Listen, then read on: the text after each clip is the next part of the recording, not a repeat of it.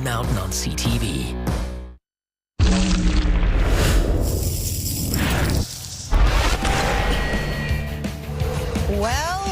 Well, look who's in a playoff spot. Powered by that third line Tuesday against the Senators, the Canadiens entered today as the second wild card team in the East. But the schedule doesn't ease up. They've got the Islanders tonight, who are looking to make up ground of their own in the standings.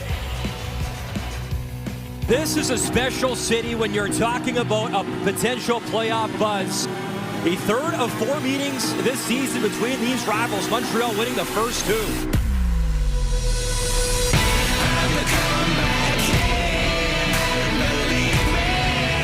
Carrier, waiting, shooting, screen in front, score!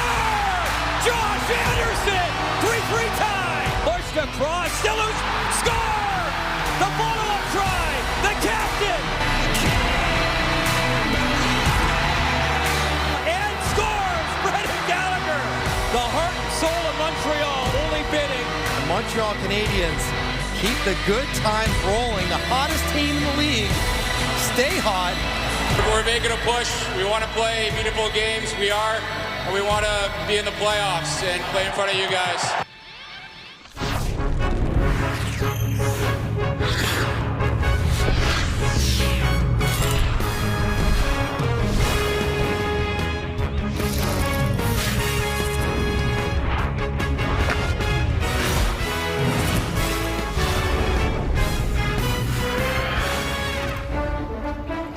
What a night it was Tuesday, but you know, it has been a road-heavy schedule for the Canadiens in March. They'll wrap up the month with a 4-game trip starting early next week. But tonight, a quick pit stop in New York State, where Nick Suzuki and company are riding high following those big wins over division-leading Florida and the other wild card holder, Ottawa. Now the Habs are going for a third straight win, facing a team looking up at them in the standings. Anders Lee and the Islanders are looking for their third win in a row as well. Just 3 points behind Montreal in that wild card race. And you are watching Molson Canadiens hockey here on TSN. I'm your host, Laura Dykin. He is our analyst, Frankie Corrado. We're in for another fun one tonight. Let's go back to Tuesday. Here were the Montreal Canadiens down 2-1 against Ottawa when explosion time. And just how rare is it for the Canadiens to score 5 goals in the third period? Well, you can see since the year 2000, so 25 years, just the third time that's happened, coming at the perfect time a couple of nights ago, as Montreal now 8-1-2 since the Four Nations face-off. A point ahead of the Rangers, 3 points up on that trio of teams, including its opponent tonight, the Islanders, when it comes to the wild card standings. And sorry, Habs fans, you're going to have to cheer for the Leafs again tonight, because they're playing the Rangers at MSG. We'll keep you updated on that one. But right now, it's off to Mike Johnson and Brian Mudryk at USB Arena.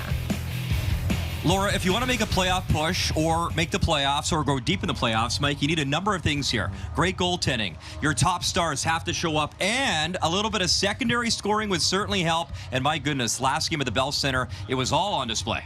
Yeah, they had all those elements working together, and you're exactly right. Every player, every forward on every team want to contribute offensively, and every forward at one point in their careers has been an offensive player, but you have to identify the roles the coach asks you to do and then try to thrive in that. And Dvorak and Gallagher and Anderson have done that. They've become defensive stoppers, energy tone setters, physical players, but make no mistake, they still want to score, and when the games matter a lot, they want to score even more. So it was brilliant to see against Ottawa in a massive game, all three of them having very good offensive games, getting to the front of the net, making plays, getting on the scoreboard.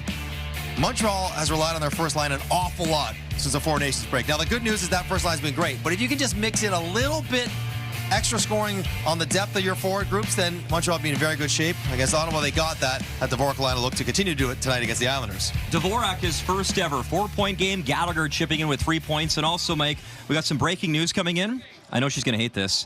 Happy birthday, Laura Dykin. Well, I can't be upset when somebody wishes you a happy birthday. Happy but yes, birthday, can't Laura. confirm or deny. We've got lots of sweets. We're ready to rock and roll, and hopefully we've got a good game here tonight as well. And hey, if I'm going to be working tonight, I'm glad it's with you guys, because yeah, Habs, See? Islanders, pretty good. A lot of juice in this game. A lot of juice in this game. There was a lot of juice in that Tuesday game. I mean, the four of us can't stop talking about it. What happened in the second intermission in that room, Frankie? Just don't doubt this Montreal Canadiens team. There's just something about the internal belief that they have. And listen, you can poke holes at the way the lines are composed and say that, they don't have enough necessarily to get there. But don't tell this group, because they will not believe it.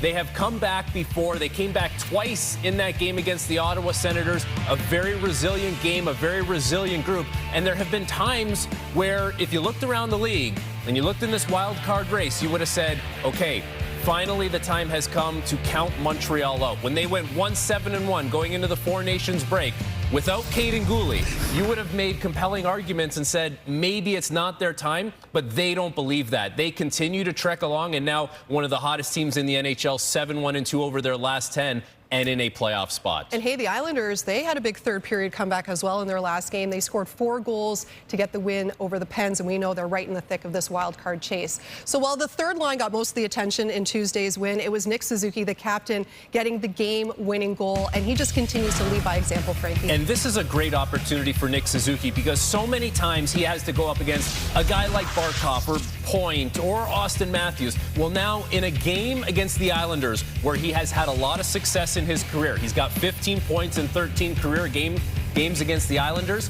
He gets to go up against guys like Horvat and Pajot, who are good players, but that is a favorable matchup for Nick Suzuki. And you think about some of the moments that he's had this season. Multiple overtime winners, game-winning goals. It has been a great season for Suzuki. It's been a great stretch of hockey for the line that he is centering, and this is a really good opportunity here where this is a very gettable game against an Islanders team that is playing well right now, but so is Montreal, and Nick Suzuki will continue to lead the way. Back-to-back 70-point seasons now for the captain, the first Montreal player to do that since Mark Recchi in the 90s. No changes to the lines once again for the Canadiens. Patrick Laine scored his very first goal with Montreal when these teams last met on December 3rd. The Habs 11-1-2 when he finds the back of the net. Now, 7 of the last 10 meetings between these teams have been decided by 1 goal, including both this season. We'll see if we follow the script here again tonight. Molson Canadiens Hockey on TSN is brought to you by Molson. Whether it's Canadian, Ultra, Export, or XL, there's a Molson with your name on it.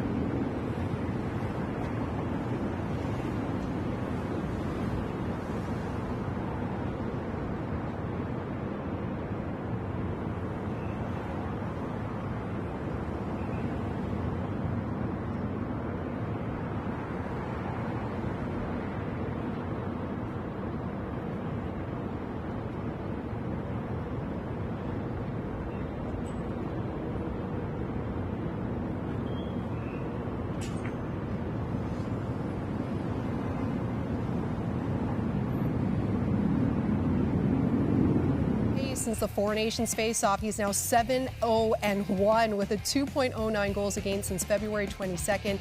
You want more sparkling numbers? Well, his counterpart tonight, Ilya Sorokin, has been great against Montreal, going 4-0-2, a 1.47 goals against, and a 9.49 save percentage in his career. Let's get you back now to UBS Arena, not USB Arena, although that would be fun. Brian and MJ once again. Laura, we're plugged in tonight. Make no mistake, Montreal Canadiens, they begin the night 1 point up on the Rangers for a wild card spot. They are 3 points up on these Islanders, and we're underway. Puck dribbling towards Montembeault, who gets the start tonight. He'll play it for Carrier up the right side. And an early icing here at UBS Arena. Both teams recognize how big this game is. And the challenge for Marty and the Habs are to take what happened on Tuesday, feel great about it, feel the energy of being in a playoff spot, but then you got to calm yourself down, build yourself back up, and do it again. It's tricky when the games mean this much, but it's the best time to play. Third and final meeting, both teams winning a game apiece. Islanders in a shootout. Montreal won in overtime as Hudson Fasching on the move over the blue line. Wrist shot off a stick and out of play. And Laura talked about it. These two teams play close. 7 of the last 10 decided by a single goal. These key parts of the game are presented by Napa Auto Parts. All right, for the Montreal Canadiens, nothing easy for the Islanders. No cheap turnovers, no odd man rushes. Make them work to get it. They have a hard time scoring. And the Islanders, hey, they just can't score. Power play, whatever it might be, 5-on-5. Finish their chances. They actually generate a fair amount. They just can't finish them. Dvorak lines up and wins it against Pajot. Mike Matheson, good speed out of his own zone. He'll throw it back again to the left side for Anderson. Big game for Josh Anderson in front of Dvorak. And again, it's that third line, Mike. What a great chance early here in New York. What an opportunity. Anderson coming off that 2-goal performance back at the Bell Center versus Ottawa. Dvorak, his first ever 4-point game. Gallagher was outstanding with 3 points. And a good chance there. Centering feed just out of the reach of the captain Lee. And it's Gallagher the other way for Anderson over the blue line. Gallagher back to Anderson. Round the net. Josh Anderson waiting with it. Shooting. Stops. Bodies in front. Still loose in front of Sorokin. And finally, it's Noah Dobson, the native of PEI. He'll backhand it in and start a change. The first shift for that line coming off a great game against Ottawa, generating a couple quality chances off the rush, off the cycle. The Bell Center electric for Josh Anderson in his interview after the game. My goodness, what a place to be in Montreal when that team is buzzing, and they are buzzing right now. Here's Holmstrom. Into the corner he goes. Carrier hits him. Puck jammed in front, but it comes to Cole Caulfield. He'll go to Suzuki as Suzuki flips to center. No further. Adam Pelech there. He'll shoot it right back in for Montembeault. Matheson will pick it up. Watched by Horvat. Clean exit from Montreal. Caulfield will work it in. Back for it, the former half. Mike Riley on the puck. Good to see him back after sustaining a concussion and then found out he actually had a heart condition, had surgery. Wonderful to see Riley back in the NHL. Here's Steplikov stopping, shooting off a leg and stays in play. Patrick Laine there, but it's Kyle McLean. He took it away for Steplikov. The rookie takes it up high. He'll stop and backhand it in deep.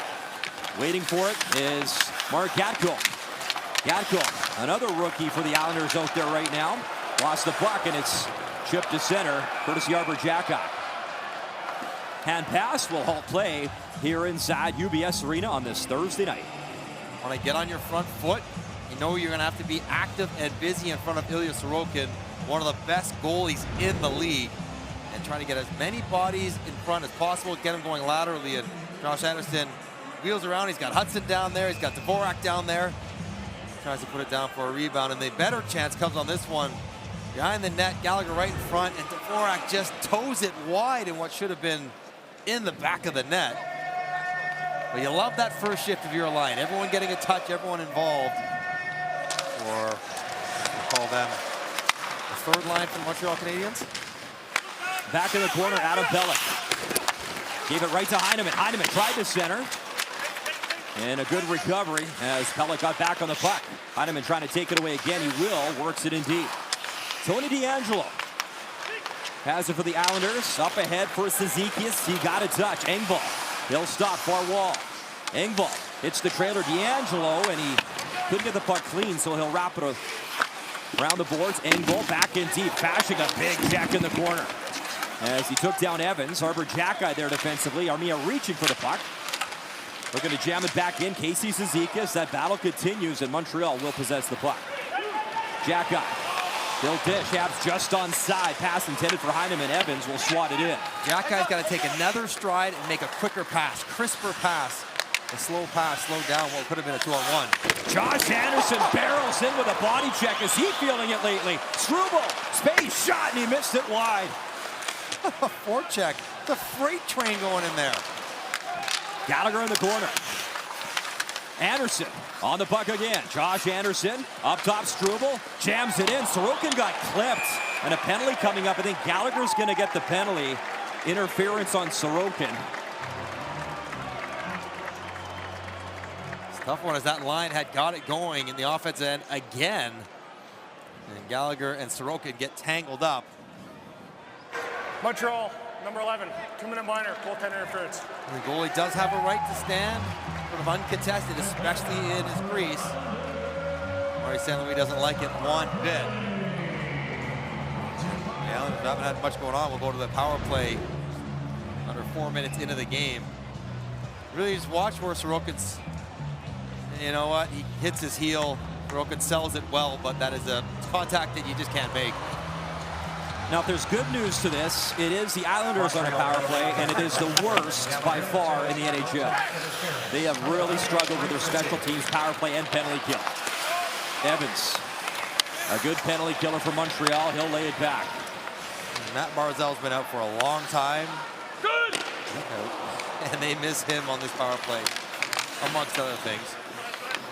Noah Dobson, who has a nice offensive upside here for the Islanders. He'll lay it back. Skating up ice is Bo Horvat. Horvat to the left side. Matheson reaching for the puck. Round the wall. DeAngelo waiting. DeAngelo started his season in the KHL for Holmstrom. Holmstrom zips it down low. They'll move positions as Horvat goes up top, gets it back. Bo Horvat tries the backhand. Holmstrom under some pressure from the Canadians. Into the corner it goes. Horvat has Palmieri in front. Horvat will hand it off. Dobson. Palmieri couldn't handle the pass. Holmstrom again, and nobody home down the ice, and Sorokin will have to play it. Sorokin has actually scored a goal this year in the NHL. It wasn't really a pretty one. Courtesy of Steven Stamkos' own goal for Nashville. But he'll tell you, Sorokin will tell you it counts, though. He's on the board with one. He was having a good chuckle after it went in. He couldn't believe it. And this is a good kill for Montreal. Passive when New York, the Islanders have full control. Aggressive when they bobble. And no threat so far. 25 seconds left of the minor penalty to Gallagher. Pulock in for Pajot. He battles for space. Puck in the corner. Lee right in front. Score! Duclair jammed it in. He's had a tough year, but Anthony Duclair's got a power play goal, and it's 1-0. A power play goal for a unit that had been 0 for 18 in their last 5 games. And Duclair, who was brought in the offseason to provide offense, has had an injury-plagued season. Not too productive, just 6 goals, now make it 7. And it's Anders Lee. Look at him body Carrier out of the play. That is a press that Montreal is comfortable with because you think Carrier is going to be able to win this battle. But Anders Lee just throws him aside, puts it in front, and has a quick little shovel that dribbles through Montembeault. A little hole beside his pants that's not sealed up. And the most unlikely of situations, a power play goal to take the lead for the Islanders.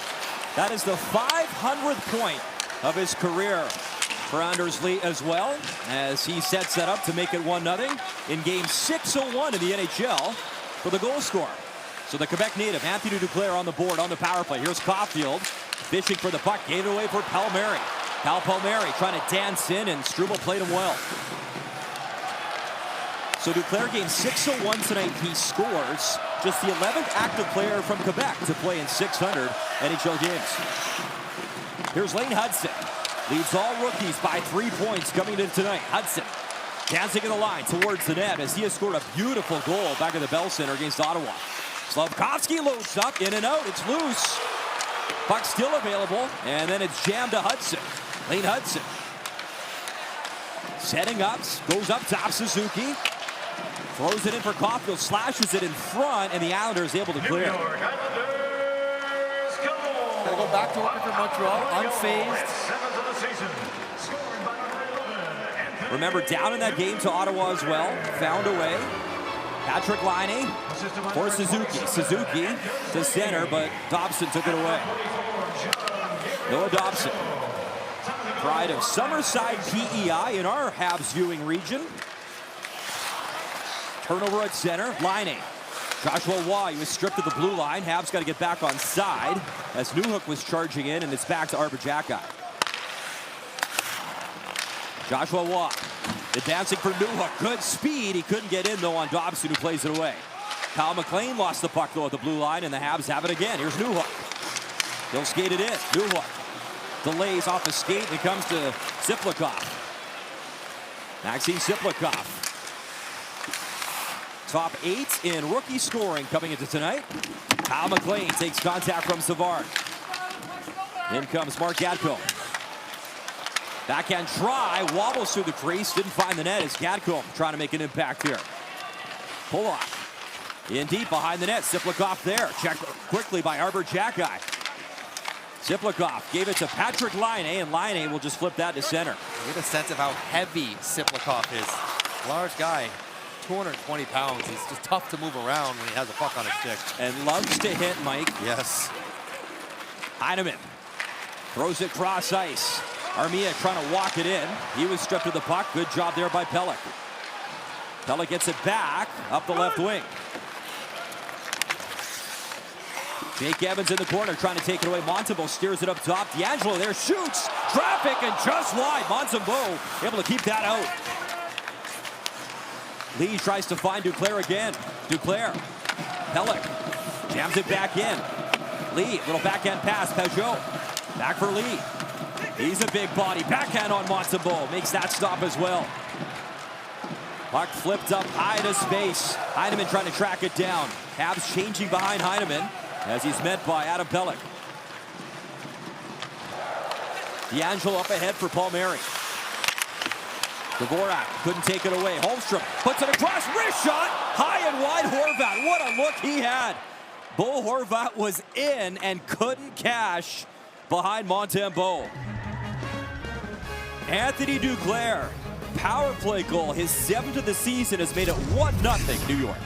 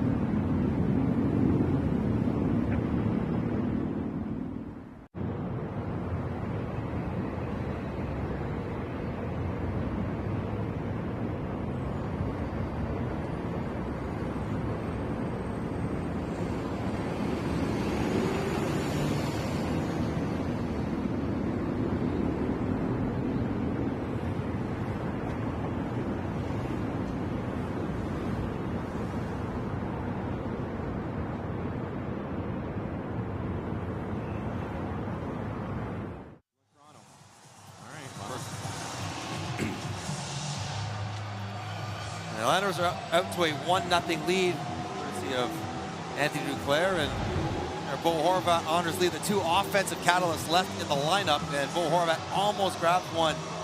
Carey gets drifting a little too far to one side, and Bo Horvat can score from that distance. These are the ones you gotta be careful with. And then big Anders Lee, you said it, just a big guy, tough to handle, gets to the front of the net. Montreal's gotta be careful when those two guys are on the ice in the offensive zone. Islanders are 15-2-2 when Horvat scores, and he was close during that last sequence. Dumped in by Pelech. Caulfield digs it free. He'll play it back. Matheson, he'll start the play. Chipped in by Suzuki. Slafkovsky trying to barrel in. And a penalty coming up, and it'll be Pelech going to the box, interference. So now Montreal, a chance to work the power play against a penalty kill that has struggled. The Islanders ranked 31st in the NHL. One of their best penalty killers going to the New York, box. number 3, 2-minute minor, interference. Pelech's going to get it. Interference. Trying to slow the Montreal Canadiens down in the neutral zone. And he's got to be mindful of what you're doing there. You can't ride a guy into the boards. And then Pelech does. Montreal with 3 power play goals the last 3 games. Looking to even this one up on their first man advantage. Nick Suzuki, 4 goals in 6 games versus Sorokin. And you know the guy that the Islanders will be watching, Patrick Laine, 13 power play goals, tied for 3rd in the NHL. Islanders was able to clear. Laine at center ice. Islanders don't take a ton of penalties. 2nd fewest penalty minutes in the NHL. As a comparison, Montreal 200 more penalty minutes than the Islanders this season. And a good break here, shorthanded. Led by Horvat. He'll feather it across. Intended for Pajot. Got a race there by Slafkovsky, and Lane Hudson has the puck. 10 minutes gone in this first period. 1-0 Islanders in a critical game when it comes to this wild card chase. Here's Suzuki for Laine. Checked by Holmstrom. Holmstrom and Laine continue to battle. It's up for Hudson. Hudson maneuvers, works it across. Reshot Caulfield right on, never got through as he tried to drive it through, and the Islanders a good clear. Good block there. Caulfield had Slafkovsky coming to the far post. And the pass was turned aside. Islanders brought in Tommy Albaline behind the bench to try and help this penalty kill. It was historically awful last year. Not much better this year, but a good start here on this particular penalty kill. Habs try to set it up. Matheson. He'll lead for Suzuki. Suzuki. Popped it down low, gets it back. Suzuki. Matheson. Across. One-time drive, and Sorokin able to push across. As Montreal trying to get settled and set up here. The latest chance from Newhook. Second unit rotating through, but once again, Nick Suzuki staying out the entire time. He does not leave. And he's going to stay even for the face-off. So he's basically playing the full 2 minutes as Newhook tries to tee one up here. That is swallowed up by Sorokin. Suzuki wins it back. Newhook chips it to Matheson.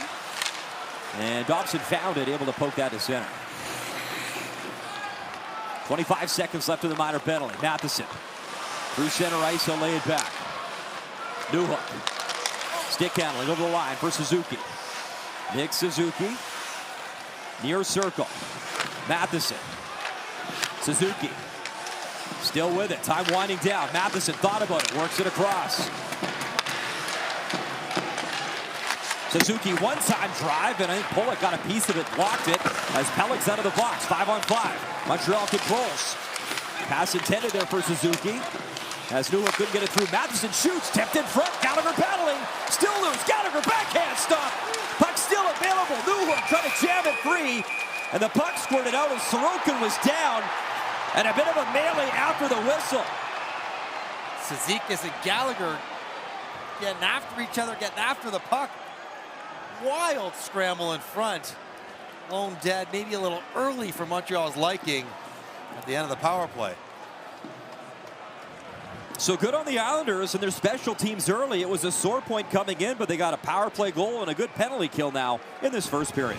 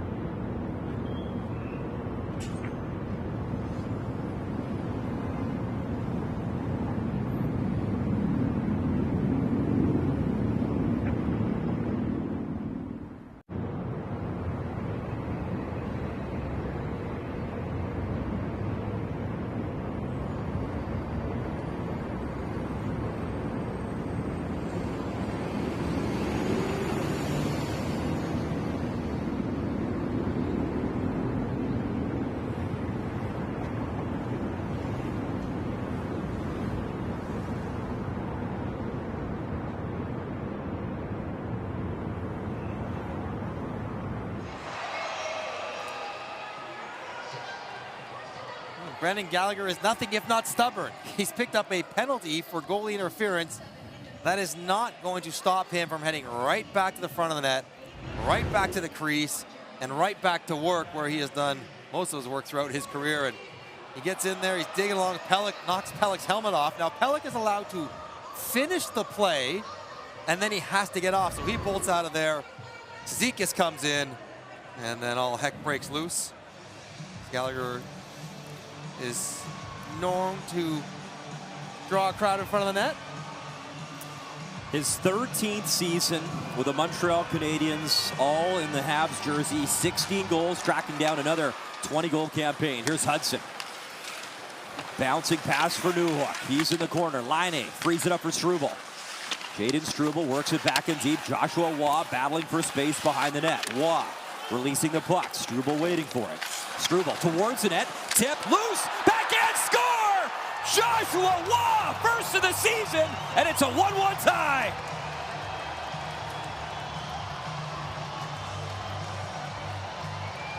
Montreal needed this line to start chipping in 5-on-5. And Joshua Waugh is a tremendously talented offensive player that needs a little confidence.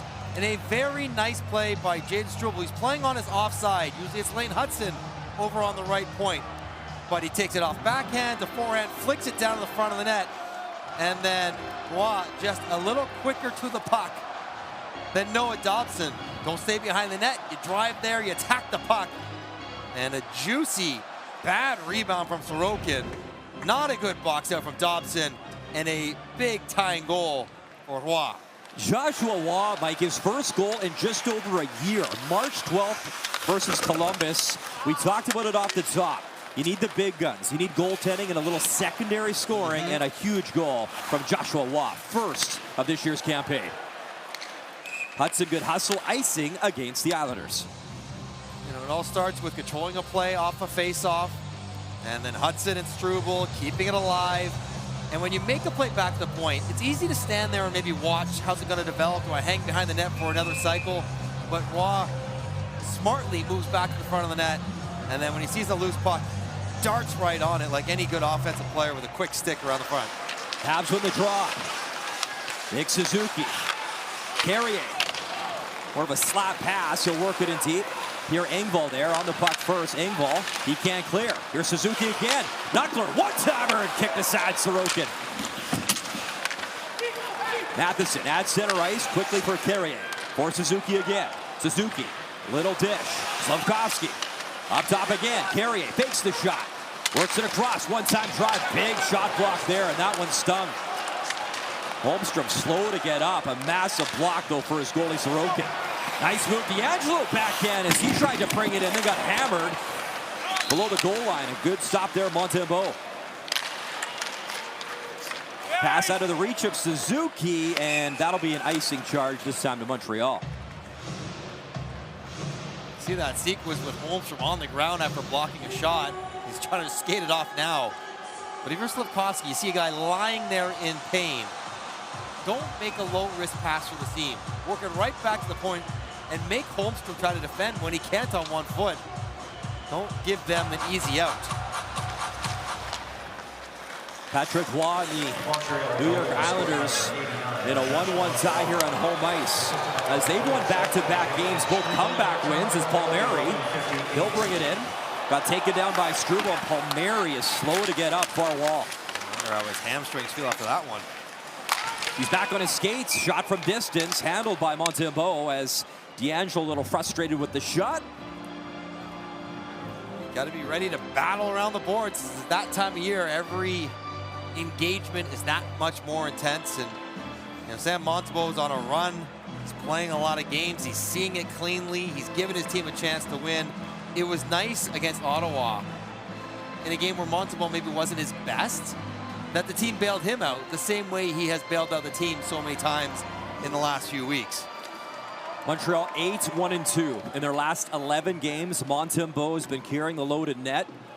It's been wonderful since that Four Nations face-off break, a storyline we talked about a lot. You wonder, maybe a break physically, but whatever he took confidence-wise and mentally out of that tournament, playing with those teams in that environment has obviously fueled his surge here.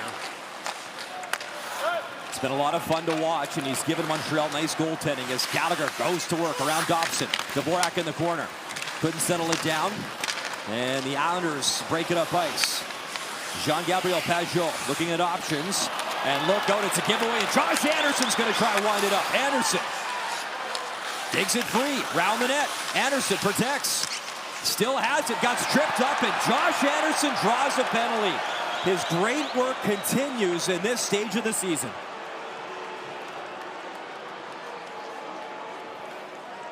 Tripping the call, and it's the captain to the box. Lee will sit for 2 as we step aside from UBS Arena.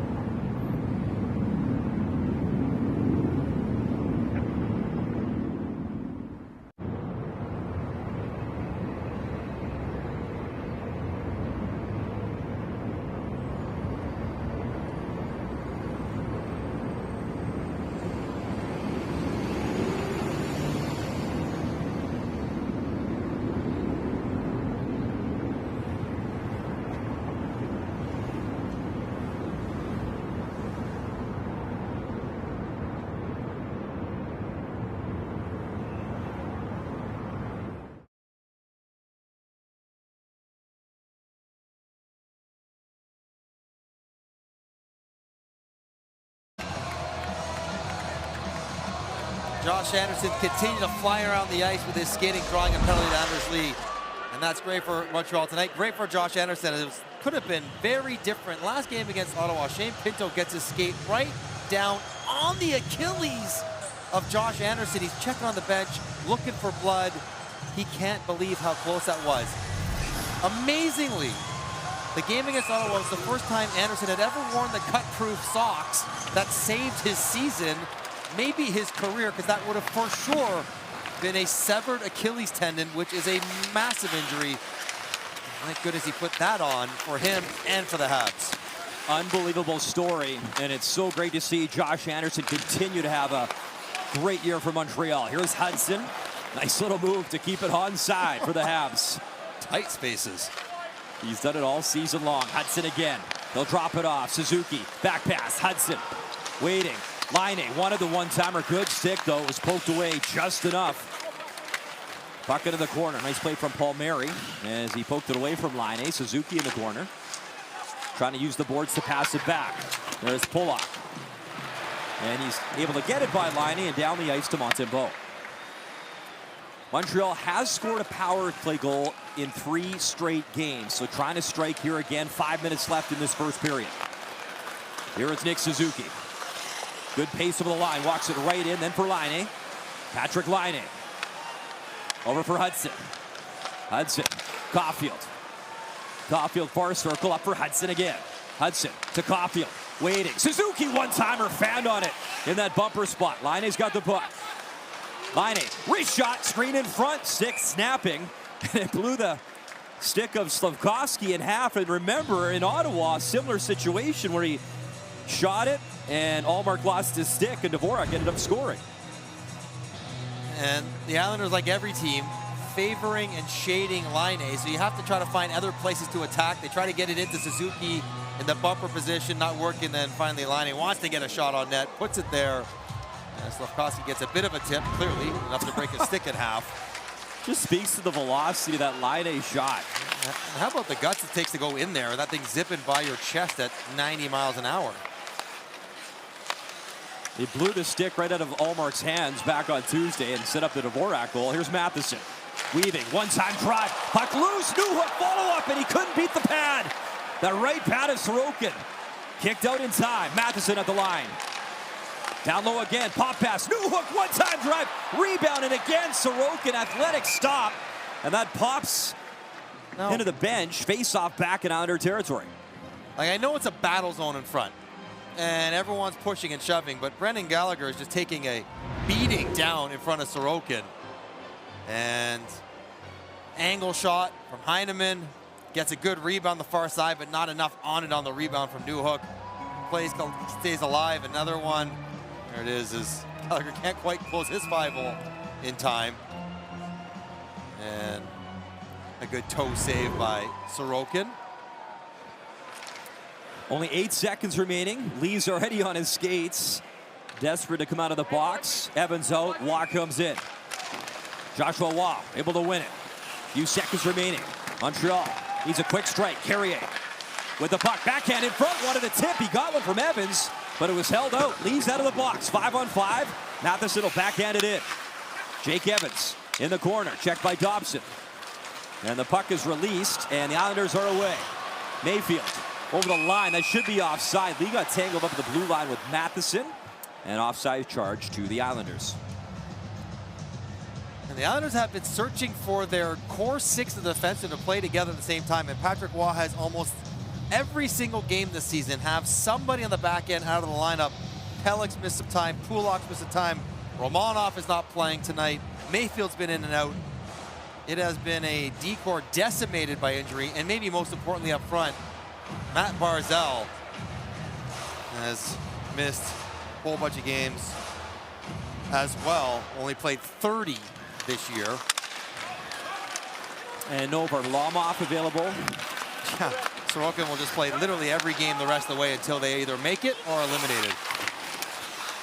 3:30 to go, first period, and a 1-1 tie. Evans, after the puck, Savard able to chip it. Took a shot from Lee. I think Lee got the worst of that. He's feeling frisky tonight. Centering feed all the way back up top. Mayfield's shot missed by a couple of feet. He was fed by McLean. McLean's got it again. Tried to dance around Arbor Jack guy, and he played it well. Once again to Scott Mayfield. He'll shoot it in. Jack guy, first guy in the corner.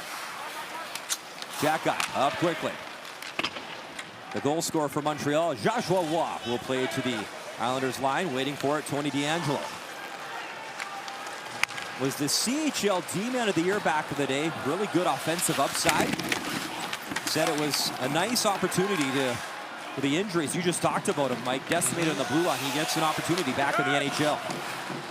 Not very often you see a guy come out of the KHL mid-season and basically play a pretty significant role. The Habs saw Chris Weidman, but that was different. He played the full season. Great shot right on. Rebound, fasting, battling. Montembeault battles harder and makes the stop. You said it. Montembeault didn't have the puck sealed cleanly.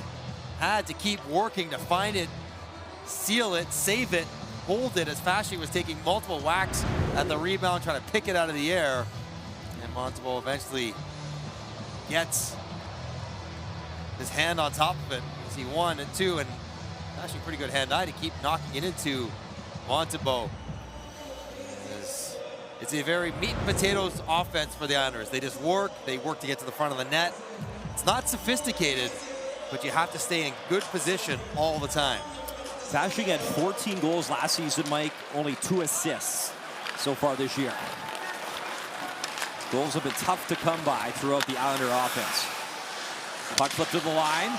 Dvorak nearly sprung in. Played away, though, and it's up the right side to Gadcombe. He'll shoot it in. Savard in the corner for Montreal.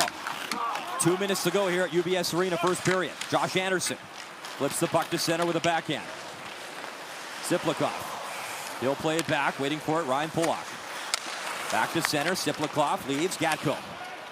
He'll backhand it in, and Gadcombe will head off for a change. Montembeault plays the puck. In comes Horvat trying to steal. Horvat able to work it free. Up top, DeAngelo at the line for Palmieri. Palmieri, cycle continues to Horvat. He'll jam it in. Savard waiting for it. Palmieri stole the puck. Kyle Palmieri using the boards. Back for DeAngelo. He'll curl around, trying to get away from Caulfield, and works it in deep. Arbor Jackeye, he goes to work. Palmieri in the corner again. Minute 15 to go in the period. Good work here by the Islanders. Up top, shot, D'Angelo right on. Rebound in the slot, still there. Islanders got it. Holmstrom hands the puck off for Horvat. Bo Horvat, wrister, off a leg and wide. Final minute here, UBS Arena. Montreal finally clears, gets it to center ice.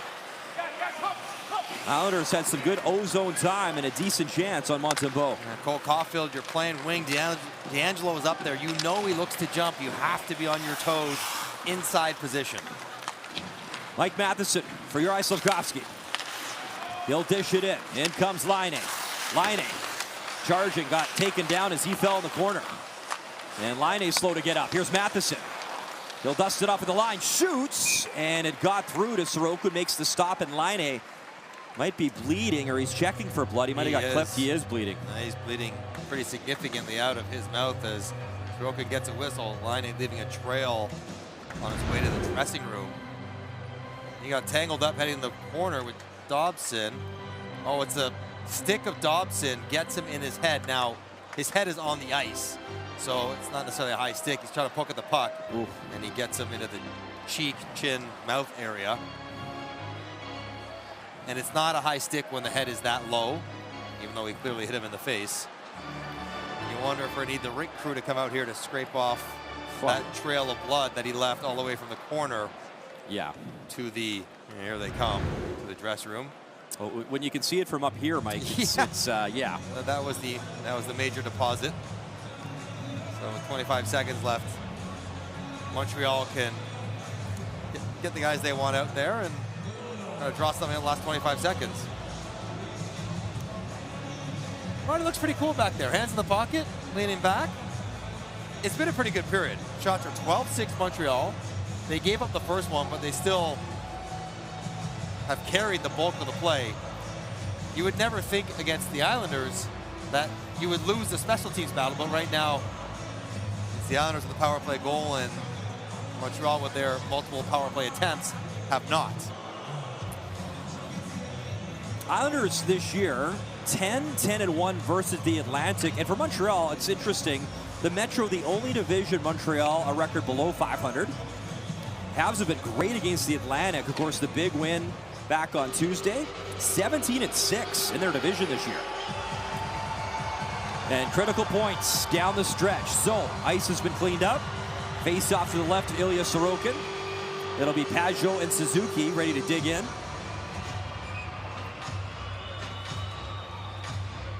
Shots 12-6 in favor of Montreal. Puck behind the goalie. There's Pelech. Kicks it to his stick. Pelech. He'll flip for Duclair. 15 seconds left in the period. Carrier. He'll work it across. Lane Hudson gets the red line. He'll dump it in. It's right on net, and Sorokin's going to play it. He was trying to go for the fake ring around and hopefully get Sorokin to leave the net. Lane Hudson getting cute late in the period. He's always thinking, eh? He's always thinking. Kids these days, let me tell you. Hudson, the fourth fastest D-man in NHL history to 50 assists. He had a beautiful goal back on Tuesday. Joshua Waugh, the goal scorer for the Montreal Canadiens. Duclair opened it up to make it 1-0. Waugh tied things up. For Waugh, his first goal in over a year, March the 12th, his last night. And a 1-1 tie through 20 minutes. Molson Canadiens hockey on TSN continues with your intermission next. Laura Dykin, Frankie Corrado.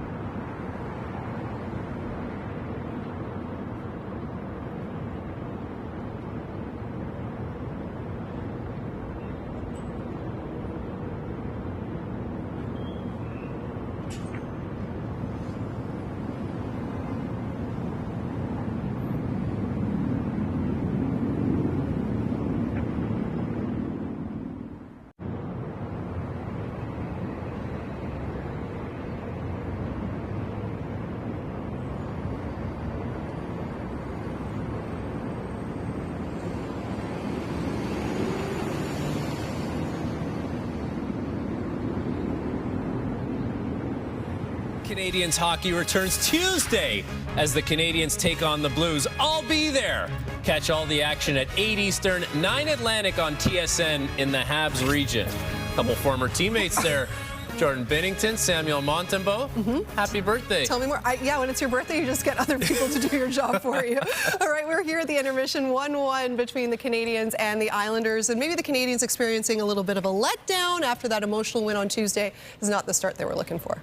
They got their feet going afterwards, but they give up a power play goal to the Islanders, who do not have a very good power play, worst in the NHL. And you have the green light to go and apply pressure in the corner, especially 3 players. You want 3 points of pressure, but you need to have a safety valve in front of the net. And that safety valve was supposed to be Josh Anderson, who had a really good period, but that's one mistake that he makes, vacates the front of the net, doesn't cover up for the 3 players that are applying the pressure to the outside of the ice, and Anthony Duclair is the benefactor of that, makes it 1-0 for the Islanders. We've been saying how successful the top line for Montreal has been since the Four Nations break, but the depth scoring is starting to show its head and starting to put its weight around a little bit here, and Joshua Waugh getting his first goal of the season. And Joshua Waugh came up last season. He played really well, and coming into training camp, it didn't go well for him because the cadence, the speed of this team has picked up. And Joshua Waugh, not the fastest player, but he's an intelligent player who has good touches on the puck. So nice for him to get an opportunity here. He's been playing on the second line. He's playing with some good players. You get some body positioning, you get a goal. And for Joshua Waugh, like we heard Mike Johnson talk about it, depth scoring, players that aren't the first line scoring for this team, so important right now. And hopefully that confidence can grow a little bit for Joshua Waugh, who played really well last season when he came up. Not just his first goal of the season, but his first point in this, his 9th NHL game of the 2024-25 season. Let's stick with that depth scoring. You touched on Josh Anderson really quickly there, how good a period he had. That third line continues to excel. They had 9 points against the Senators. What's clicking so well for this group? They're the line that brings the energy, that brings the speed, and they have the tenacity, and they do it very consistently. And we saw the performance that they had on Tuesday against the Ottawa Senators, but they've come back in this game where against the Islanders, where it felt like they, as a group, there wasn't much going in the first part of that first period, but this line was very consistent. They got in on the forecheck, they played with energy, they were physical, and sure enough, they get some chances around the front of the net. So they continue to do what they do well. They generate a lot of chances. If they continue to finish the way they did on Tuesday, that's a good sign for the Montreal Canadiens. Shots, Montreal's advantage 14-6 in that first period, but yes, all knotted up at ones. And when our intermission continues, it may be March, but the countdown has already started for next year's Olympics. Gino Reda caught up with Doug Armstrong and Bill Guerin, the GMs for the U.S. and Canada in Florida.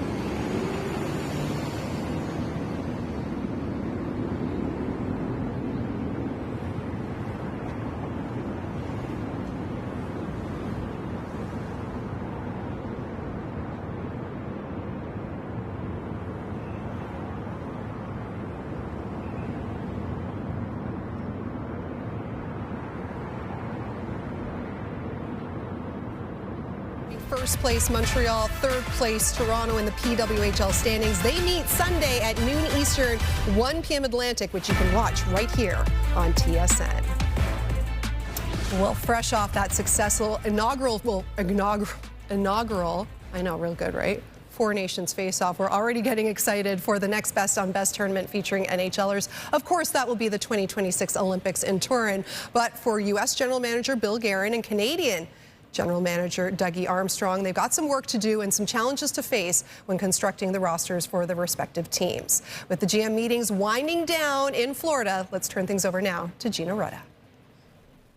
Well, we're just under a year away from the start of the Winter Olympics in Italy next winter. Of course, that means Canada against USA. With that in mind, the general manager of Team USA, Bill Guerin, the general manager of Team Canada, Dougie Armstrong, now joined Pierre LeBrun and myself. Guys, what did we learn from the Four Nations that you guys could take into building a team now for a year out for the Winter Olympic Games? Bill, let's begin with you. Oh, man. Geez, there's a lot. I think, well, one thing's for sure, the guys love playing for their country. Mm-hmm. I think all four teams, represented well and played hard, and that was the biggest reason for the success of the tournament. But I think one thing that we definitely took away is that there's no room out there. Both teams all four teams are definitely willing to check and play tight hockey, and we're going to have to take that into account when picking our team. Yeah, I would say the synergy that we've been able to start creating already has been very helpful. I think getting the coaching staff together with the management staff, getting to know the players, and other events, it's every 4 years. This is a 1 year out, so I think it's going to be really beneficial, and I think the product's going to benefit from it also.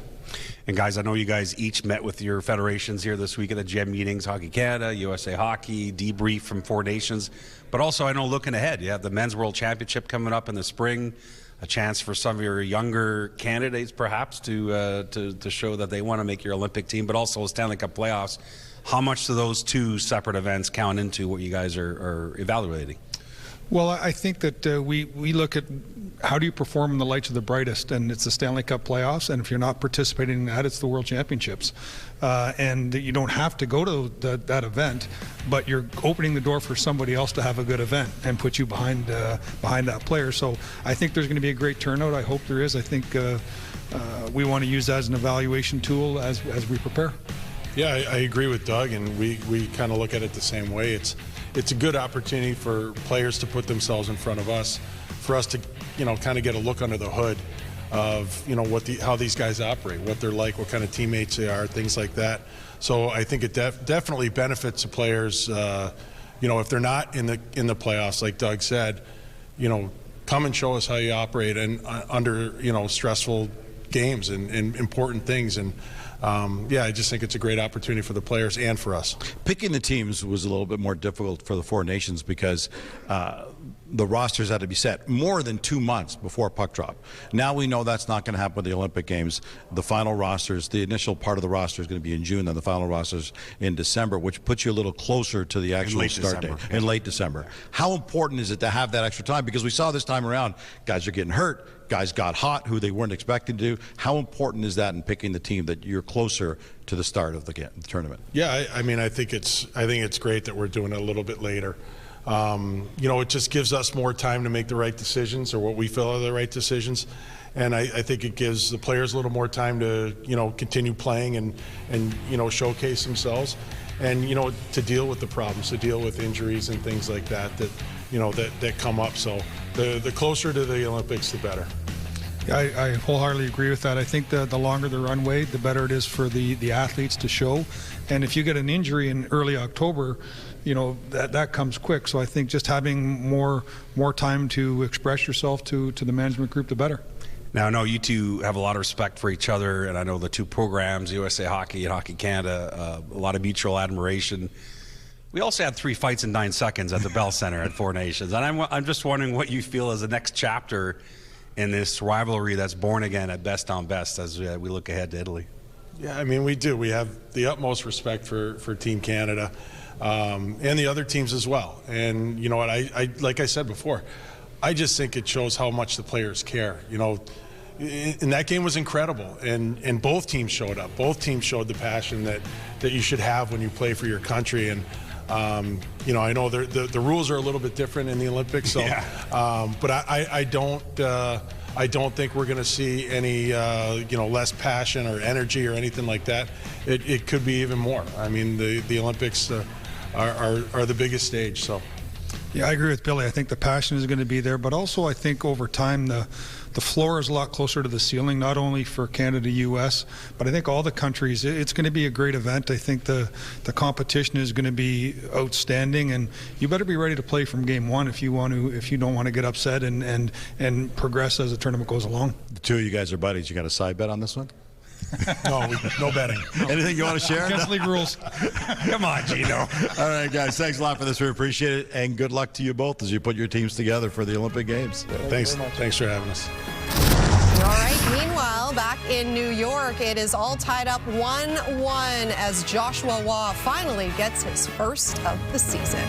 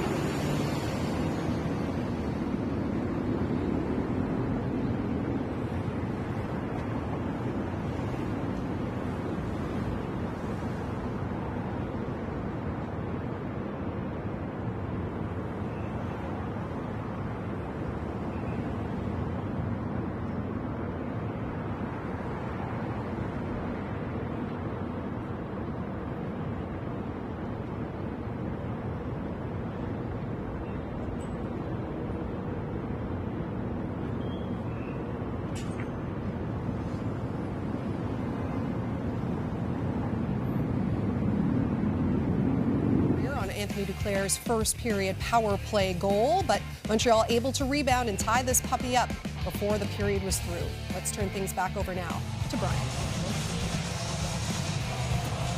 Laura, welcome back to UBS Arena, a 1-1 game. And for Brendan Gallagher, you saw in the first period, always engaged. But behind the scenes, it's been a tough couple of weeks for Gallagher as his mom, Della, recently passed away after a battle with cancer. And Gallagher talked about his mom earlier today. Yeah, it's been emotional, but like I said, just really proud of her and her fight and her courage and everything she taught, and that's everything I am is from her. So it's a special relationship. She'll be missed, but she's with us every day, and there won't be a day that I don't think of her. She battled courageously for a long time. She passed away when the team was actually in Calgary on a road trip, so this was the goal on Tuesday, and this one was for Mom. He said it was the first time he couldn't call his mom after scoring a goal, and so much emotion. He became a dad as well, and this is his wife Emma posting, Everly Mona Della Gallagher, so that's the two moms' names, Mona and Della. Pretty special tribute, and on behalf of all of us here at TSN, congratulations on being a new dad, and our deepest condolences to the loss of a mom. Underway here in the second period. Dvorak and Matheson go to work in the offensive zone. Anderson, backhand feed to get it up to Gallagher, who is on offense and barrels to work again. Took the check and gave the worst to Mayfield. Mayfield had him lined up. He's got to get a penalty for that? Mayfield should get an interference penalty for it. This interference is not on Gallagher. I mean, it's going to be on Gallagher. But Mayfield's the one who skated into Gallagher's path to try to set a pick on him on the forecheck. But Mayfield got knocked down, stayed down, and the official that was out at center ice made the call on Gallagher. Marty St. Louis said, "What's going on, Marco? Montreal, number 11, what's happening?" minor penalty. Interference. Markovic makes the call. It's Gallagher's second penalty of the game. I mean, so you tell me who's skating into who? Like, I don't get how that could be interference on Brendan Gallagher. He's tracking the puck in a straight line. If anything, it's incidental contact, or maybe Mayfield initiating the contact. There was no elbow, no shot to the head. Gallagher's 7 inches shorter than Scott Mayfield. That's a perplexing one for Montreal. You could argue Mayfield applied the pick as he was actually trying to get to the puck. Riley towards the net, spinning drive Pajot, and a clear by Montreal all the way down to Sorokin.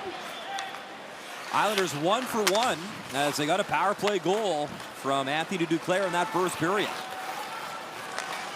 And Duclair on the puck. He'll flip for Anders Lee.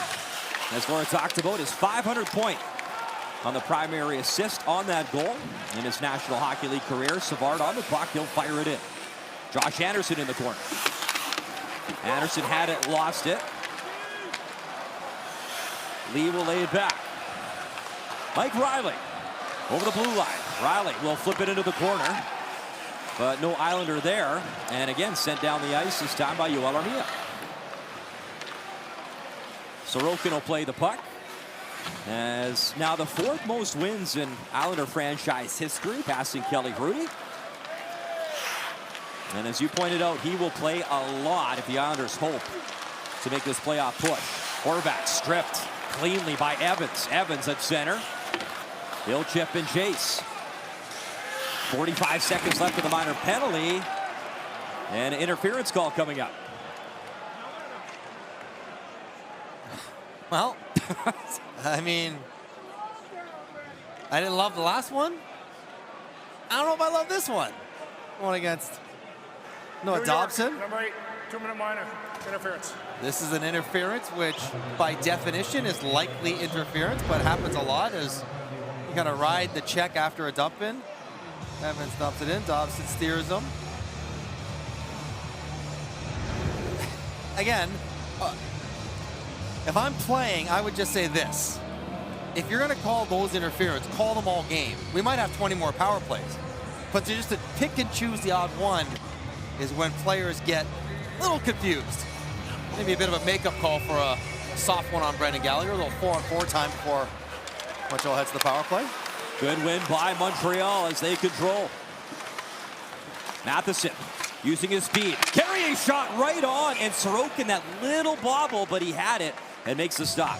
You could hear it clang off his paddle. That was a stick save, I think a little unintentional for Sorokin as Carrier walks down with a smile, steps into a one-timer on a Matheson activation. Good help on the face-off, 4-on-4. Make your guy chase you. Matheson gets a step, and here comes Carrier down the... And, oh boy, there was a gap there. Almost stuck it through.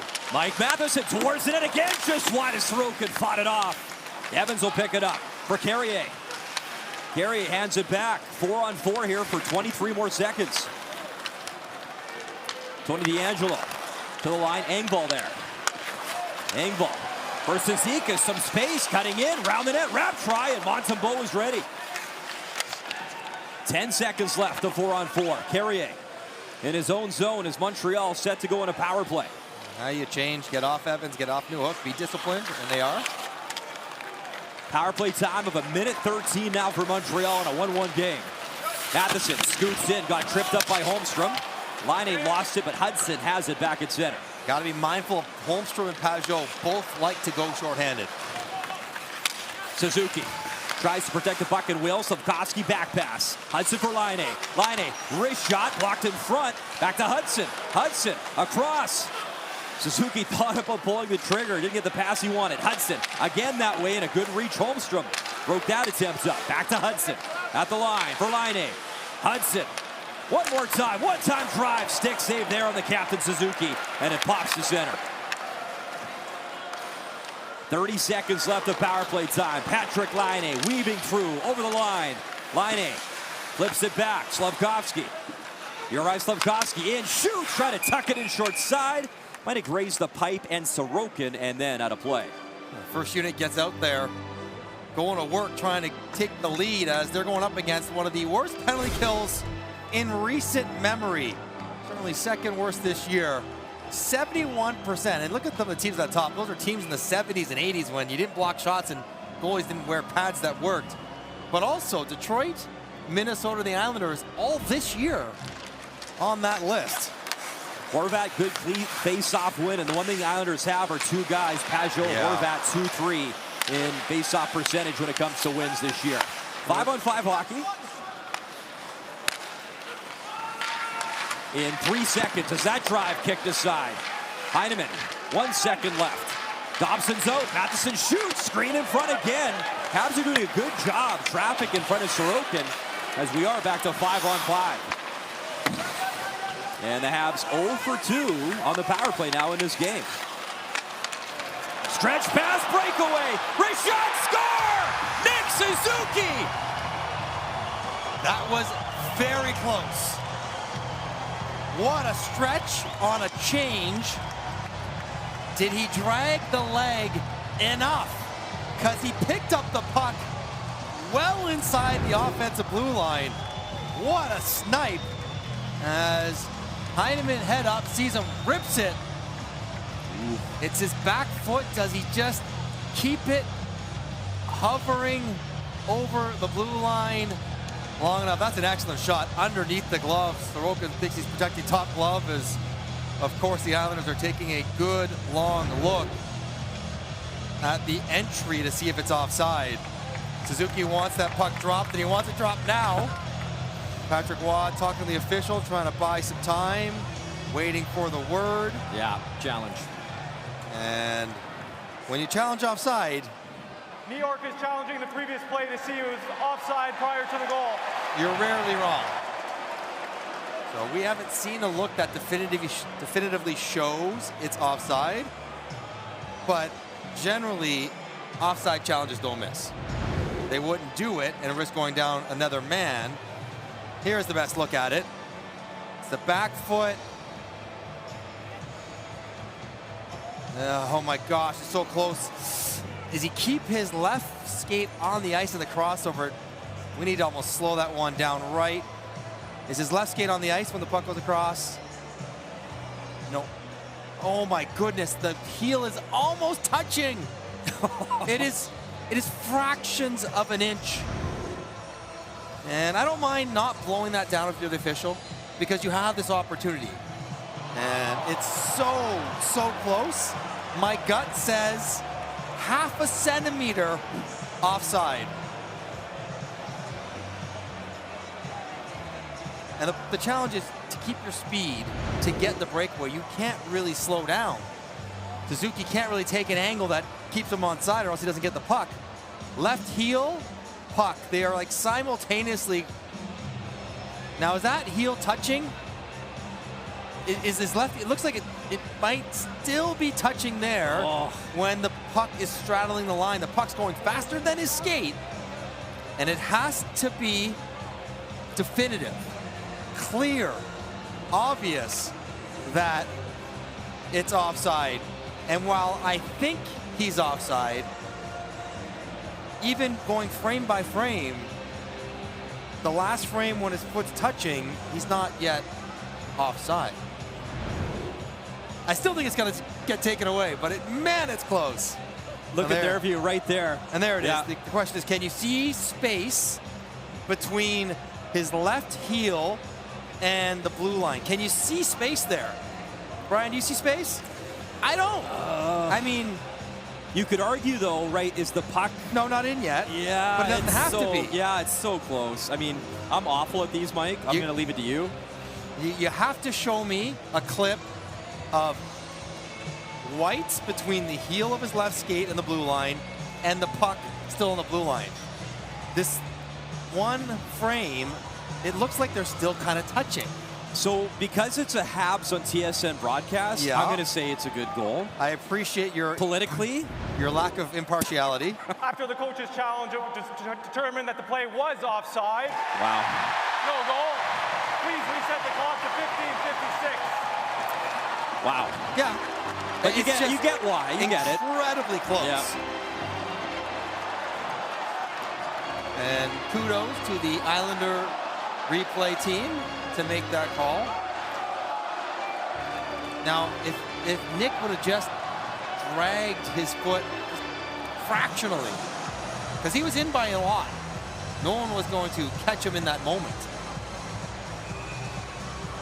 And Heineman could really zip it. I mean, he ripped the pass. He passed as hard as he could. Yeah. That was an 80-mile-an-hour wrister. Evans face-off win. Back to Matheson in a 1-1 game. Look out, puck bouncing into the Islander bench for a stoppage in play. So, a lot of people talking about where Nick Suzuki lies as a #1 centerman in the NHL. Let me tell you, he's a #1 centerman. Let me tell you, he's the top half of the league. If you look just by points, which is not necessarily the only proxy for #1, he is 8th. He's 8th in the NHL in points for centerman, Brian. That thinks he probably qualifies as a legit top-flight #1 guy, let alone everything else he does, including never missing games. Hudson Fasching behind the net, trying to jam it in. Engvall pick it up in the corner. Engvall towards the net, a weak one, hit a skate backhand. Cizikas just wide. Drop try again as Fasching sniffing around the net. Josh Anderson will flip it into the corner. Backhanded in, Engvall with Cizikas in front. Here Engvall, he'll drop it off. Pollock will play it. Good cycle here. Fasching was set up in front, but here's Gallagher. Bouncing puck of the Habs and numbered. Gallagher weaving, backhand, Dvorak, and he slapped it high and wide. Gallagher back to work. Anderson in the corner. Gallagher trying to fish it free. Savard, he'll work it in. Everything Dvorak touched turned to gold on Tuesday, and he slapped that wide. Pass intended for Anderson, cut off nicely, and cleaned up high. Pollock down the ice. Anderson at the line. Throws it cross ice. That was broken up and played to the line. Herbert Jackey's there, but the Habs got to get back on side. In comes Armia. Yoel Armia, good steal. Armia behind the net. Heineman's in front. Good poke check there, Sorokin.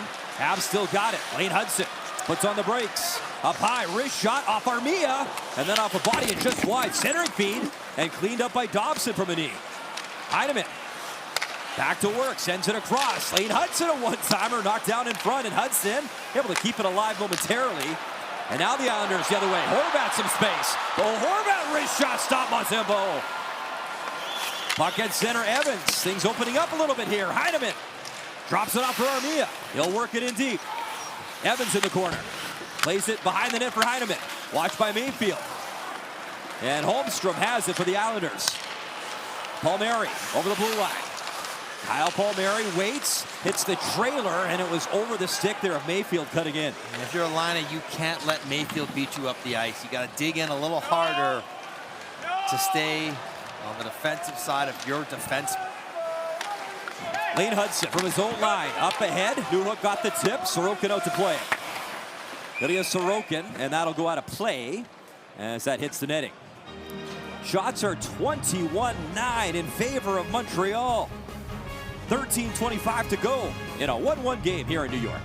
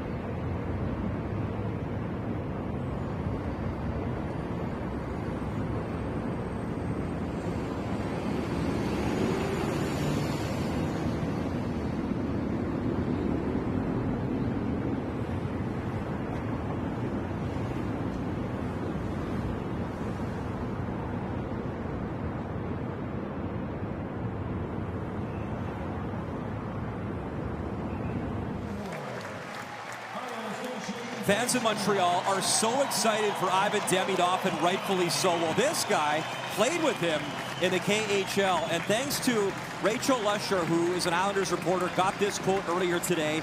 So you can see what Tony had to say. If you sum up, a few of his quotes are obviously on your screen.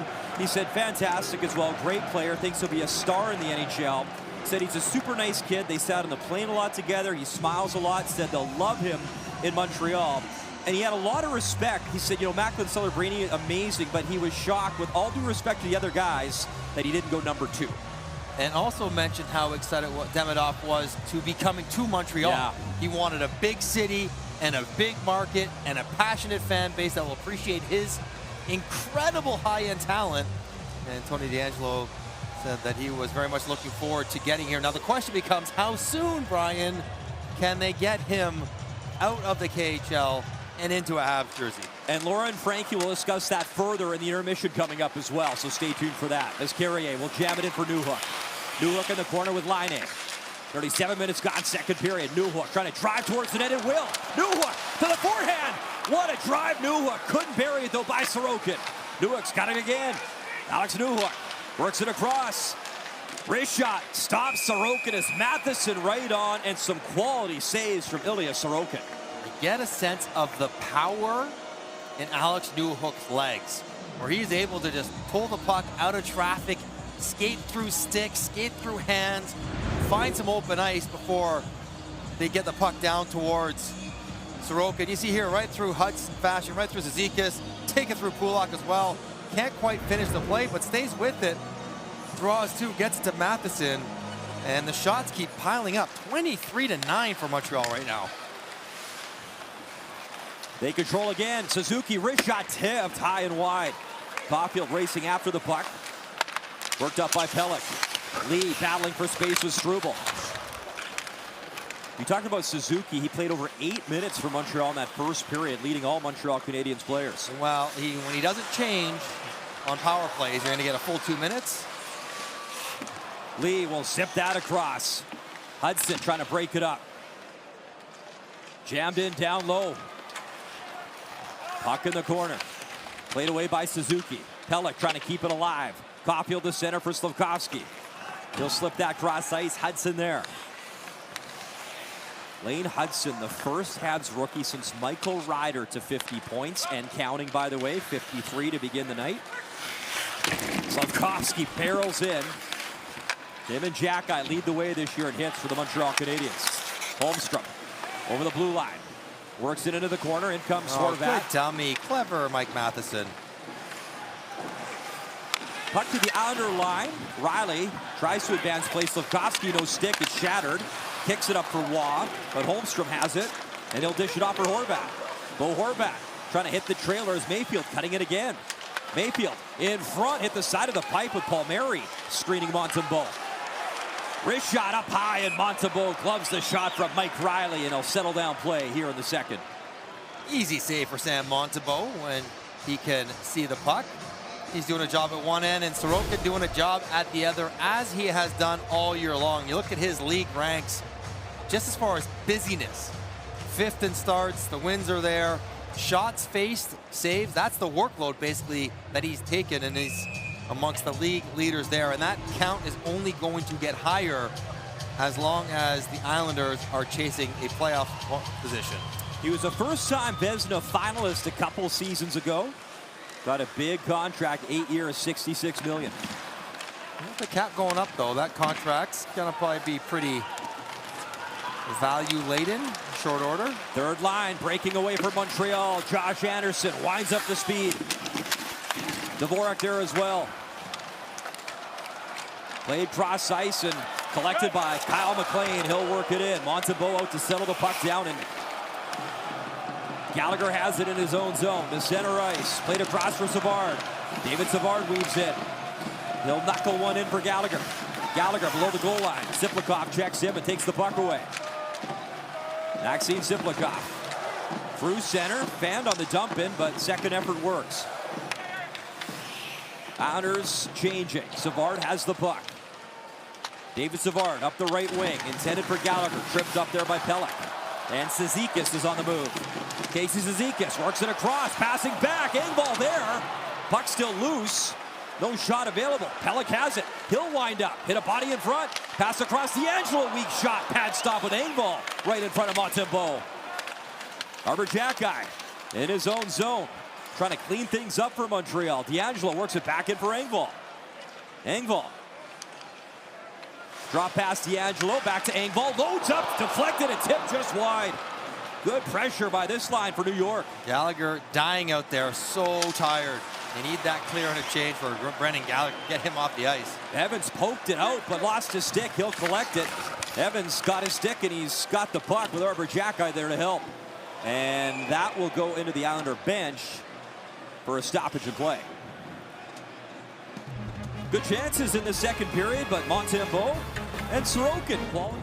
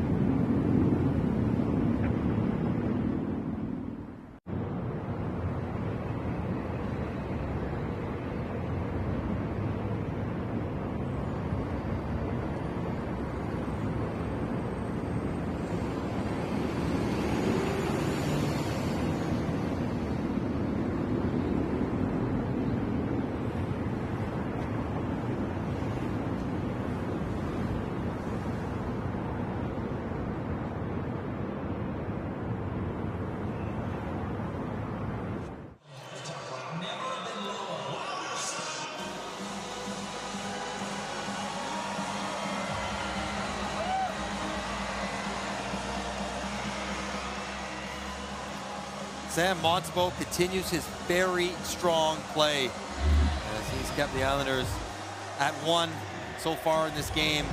And he had a battle through traffic. Now he's standing upright because he can kind of see over the pile until the puck gets down to him. Puck's tipped, he steers it aside.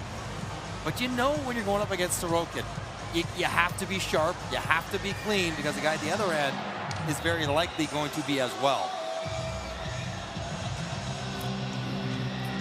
You talk about offense and key players. Remember, too, the Islanders trading Brock Nelson to the Colorado Avalanche before the deadline, obviously. Islanders still trying to make that push. But not Kyle Palmieri, who would have had a value around the league as well. Pass in front, Suzuki, weak shot, and swatted away.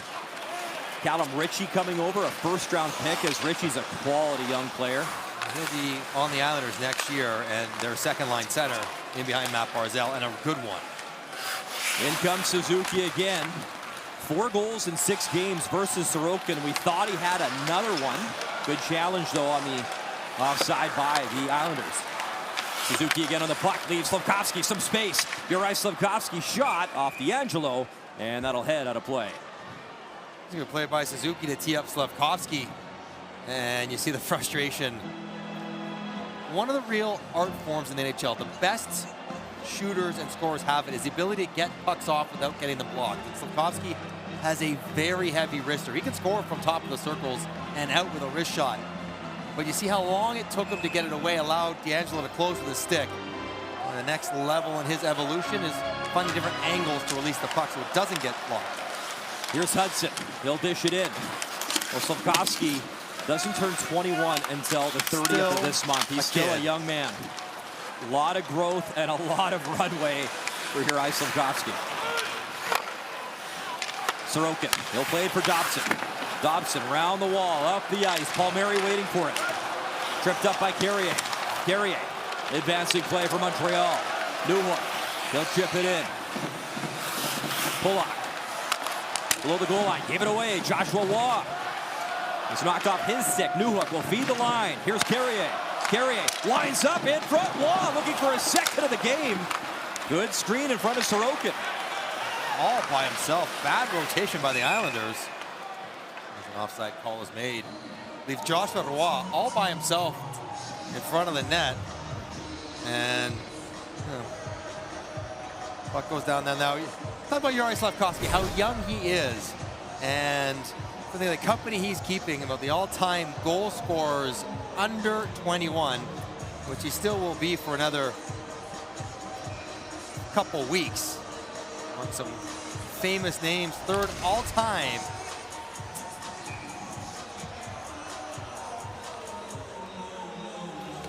Most assists, Mike, to your point, in franchise history for a player under 21 years of age. He's got a couple more games before hitting 21. That deflected out of play, not puck over glass. Just got to get hot, pass a couple important names there down the stretch. But you forget because Slafkovsky feels like he's been around for a long time. And he has. And he has played for the Habs for a long time. But I was still in my second year of university. I was still a couple of years away from getting the NHL when I was his age. And he is still going to get better, and he's already pretty darn good. You covered those Olympics, Mike. 7 goals for Slovakia, a bronze medal. You saw the potential, and then, of course, the draft. Arbor Jacki works it in deep for Evans. Checked by Mayfield. Evans reaching for the puck. Took a big cross check from McLean. Poke free for Gadcombe. Shouldered by Heineman.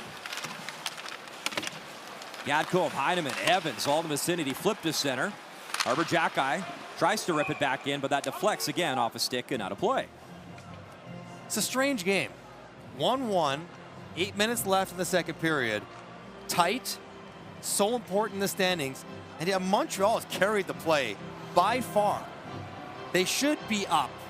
They've scored a go-ahead goal. It was called back. They feel like territorially they're very much in control. Montembeault has been sharp, but hasn't had to do that much. Strootman's been way busier. And it's just a dynamic. It's almost uncomfortably close when it shouldn't be.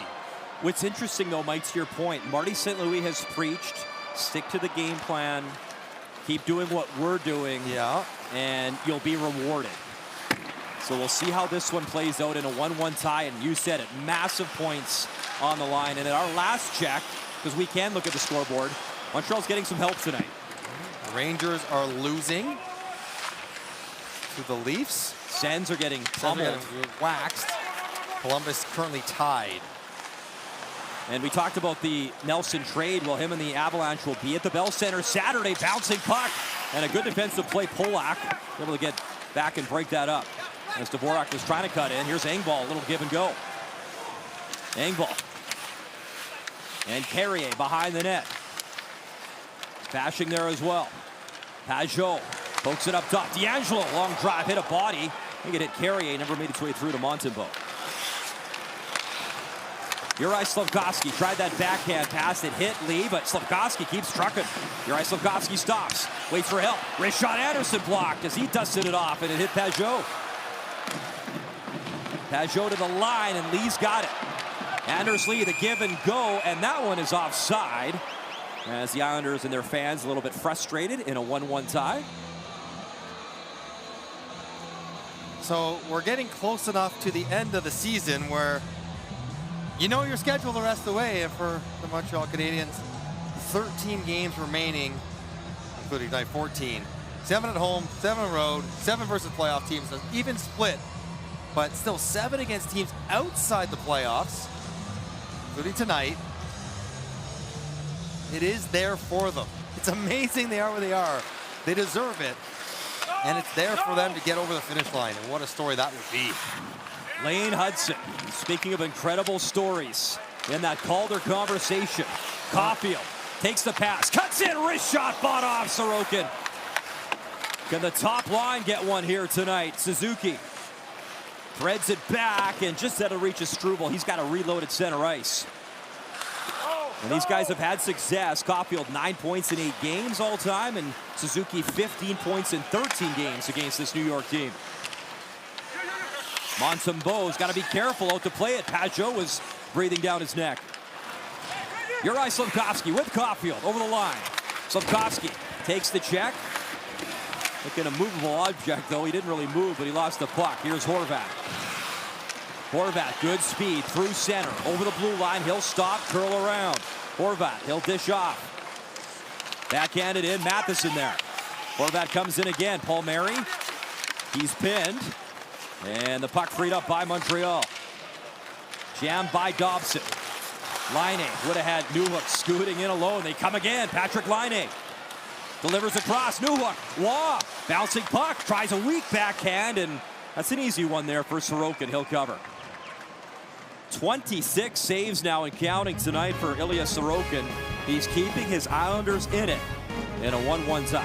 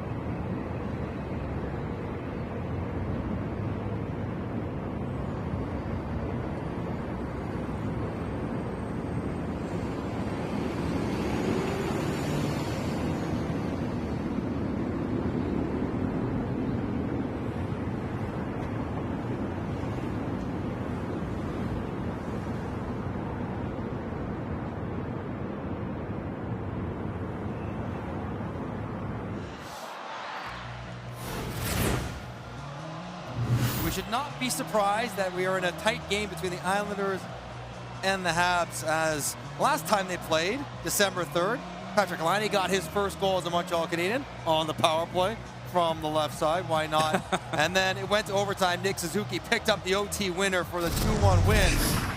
Could history be repeating itself tonight? We seem to be on our way in that direction.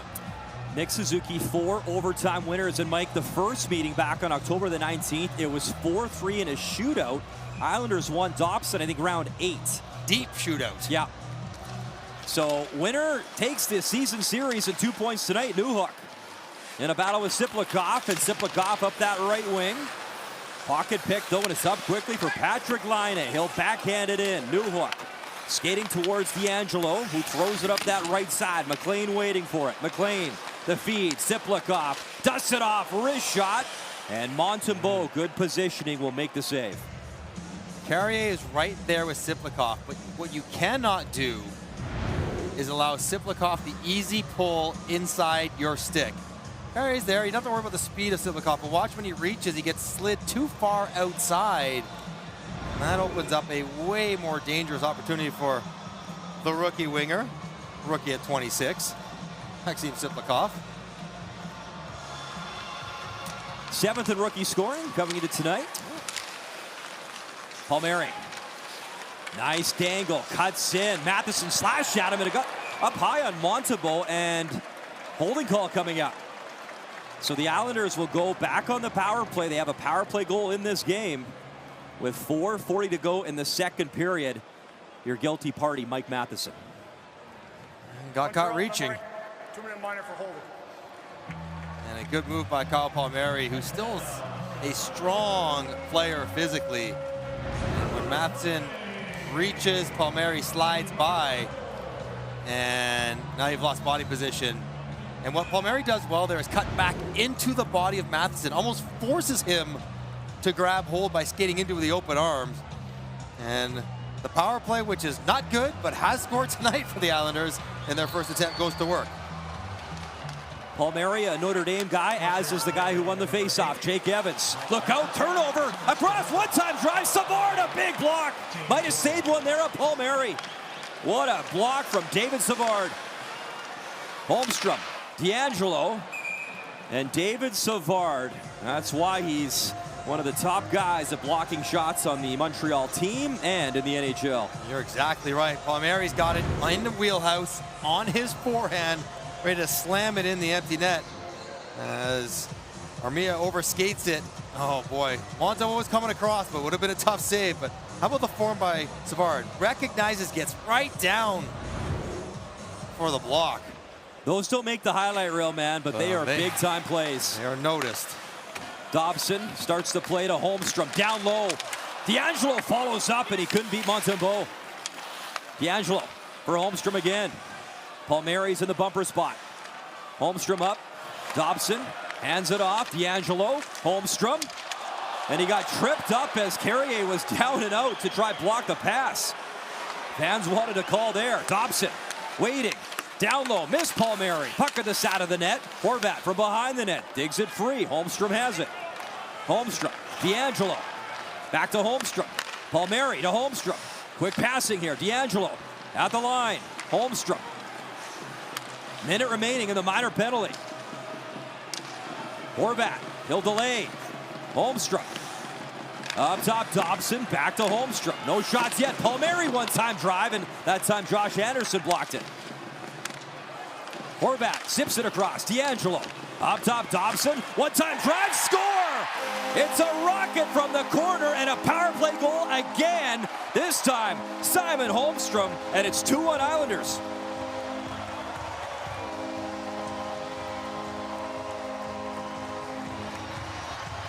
You said it. Quick puck movement around the outside for the Islanders. Snapping around, moving around, but nobody really dangerous in the middle. Holmstrom is a shooter, as he just showed. He can really, really rip it. And it comes over, and he just leans on it. Short side, over the glove of Montembeault. A second power play goal for a group that had been 0 for 18 coming into this game. Now they've got 2. And Holmstrom's really good year continues. He's got 17 now on the season. And a homegrown guy, a former first-round pick, Thomas Holmstrom, back in 2019. Here's Slafkovsky.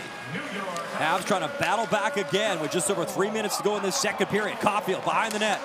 Cole Caulfield up top. Hudson fanned on the one-timer, swing and a miss. He gets the puck though. Hudson, backhand dish. Played up the wall. Hudson has it again at center.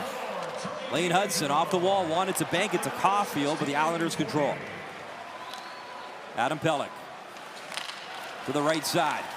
Pajot hit by Hudson, trying to take it away. Duclair up for Dobson, for Riley. Riley off the stick of Pajot. Lee will play it. Duclair behind the net. Duclair protects the puck. Up for Riley. Riley, I think that popped out of the zone, and it did, and that'll be offside. So one interesting element of this power play goal for the New York Islanders is that it ends up with Holmstrom on the one-timer after the puck goes through, up and around. But where this started was on an offensive zone face-off, and you never see the Fogo, the face-off get-off on a power play. And Pajot, who, as you mentioned, 60%, one of the best in the league, he takes the face-off, wins it, rips to the bench, and it's Holmstrom who steps on for him. It's amazing you do that sometimes in overtime, maybe late in games in your own end, but never on the power play. That's how good Pajot is. It's worth it to try to get possession right away, and they never lost it. Arbor Jackeye under some duress, but Jake Evans bails him out and works it to center.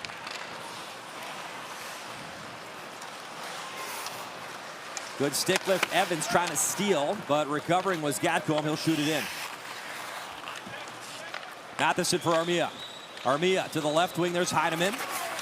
Heineman tangled up with Pelech, but he keeps on cooking. Heineman for Evans in the corner. Evans lost the puck. And it's Siplikov up ice for New York. Try to flip it around Matheson. Pelech is in all kinds of trouble going to the bench.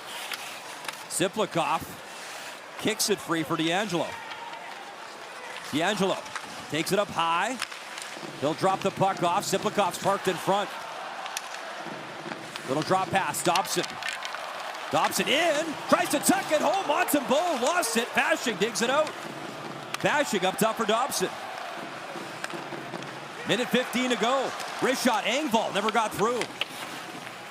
Cizikas was in the vicinity. Skated by it, though. And the Habs desperate here to clear. And Evans will get it to center ice. Habs need a change. They'll start one. Evans lone man in on the forecheck.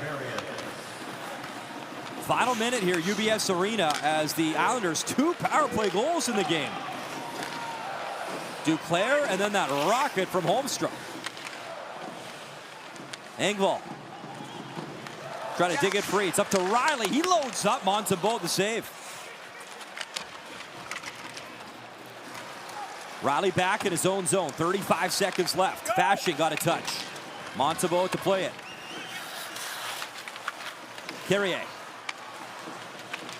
Hudson. He'll play it across. Picked up by Laine.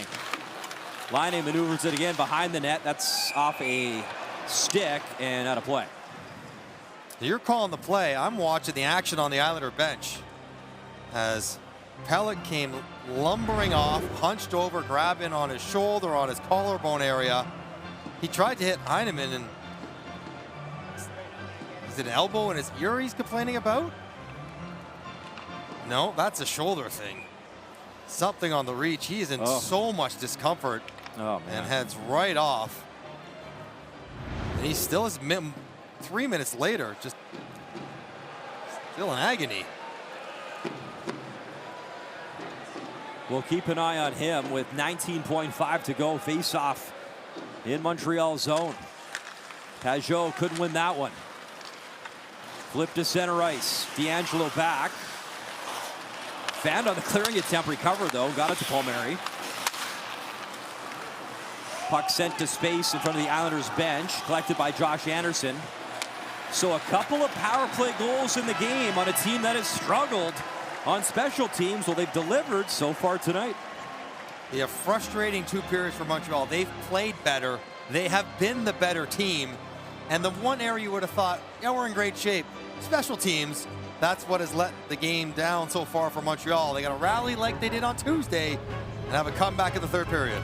2 massive points up for grabs. Montreal holding down that second wildcard spot by a single point, only 3 points up on the Islanders. Intermission is next. Laura and Frankie, as we'll talk all things Habs and more on Demidov.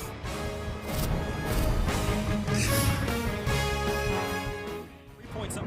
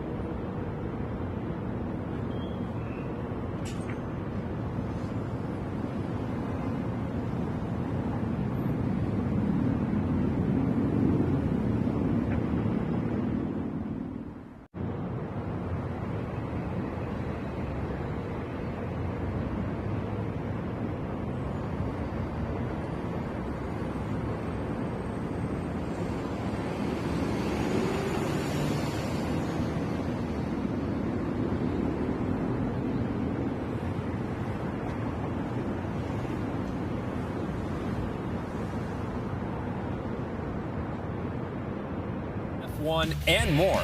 Get a 6-month pass of TSN Plus for only $30. Offer valid until April 13th. Visit tsn.ca/TSN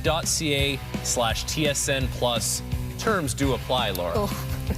If I knew you were going to do all this heavy lifting, I would have taken the day off. It's okay, I got you. It's your birthday, I got you. You get a golf clap. That was excellent, excellent. All right, Frankie and Laura back here inside the TSN studio with you. And who would have thought the difference in this game?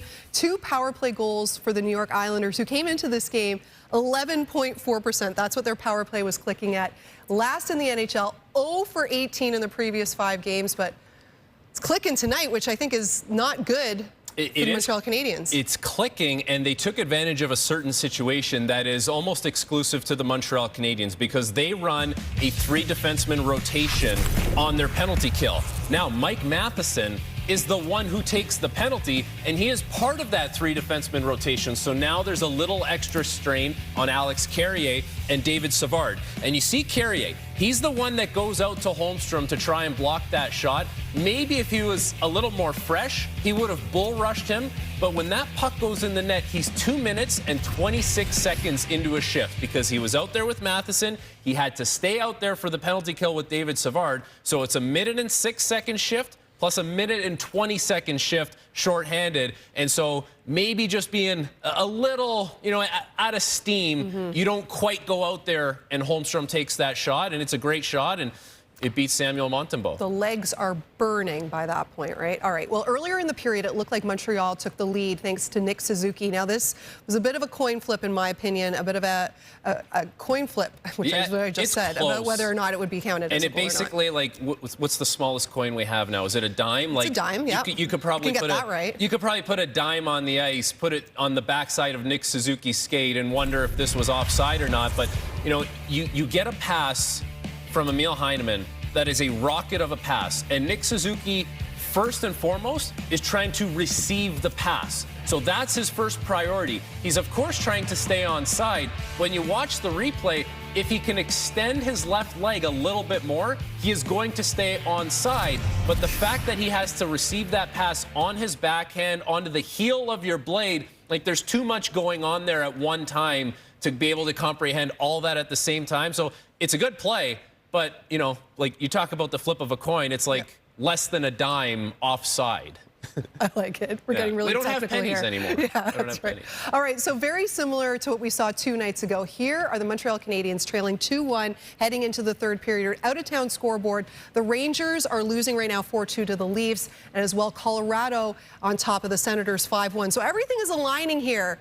What do you want to see from Montreal now in this final period? More of the same. We hear this all the time when we talk to Marty St. Louis after morning skate, or even when you hear him talk after games. He likes the process that his team has played with. So this is a moment where, Laura, you continue with that process. We heard Mike Johnson talking about this has been a good game for the Habs. They've had chances. They've carried the play. You hope at some point you get one here, but this is familiar territory for them. They just had a game on Tuesday where they're down 2-1 going into the third period. They come back from 2 separate deficits to win that game. This game is still very attainable for the Montreal Canadiens in the third period. You're saying it kind of has the feel of that Calgary game a couple weekends ago when they lost 1-0, when it was still, sticking to the process, even though the results aren't necessarily there. Up next, we heard MJ talk about where Nick Suzuki ranks among centers this season. Now it's Frankie's turn.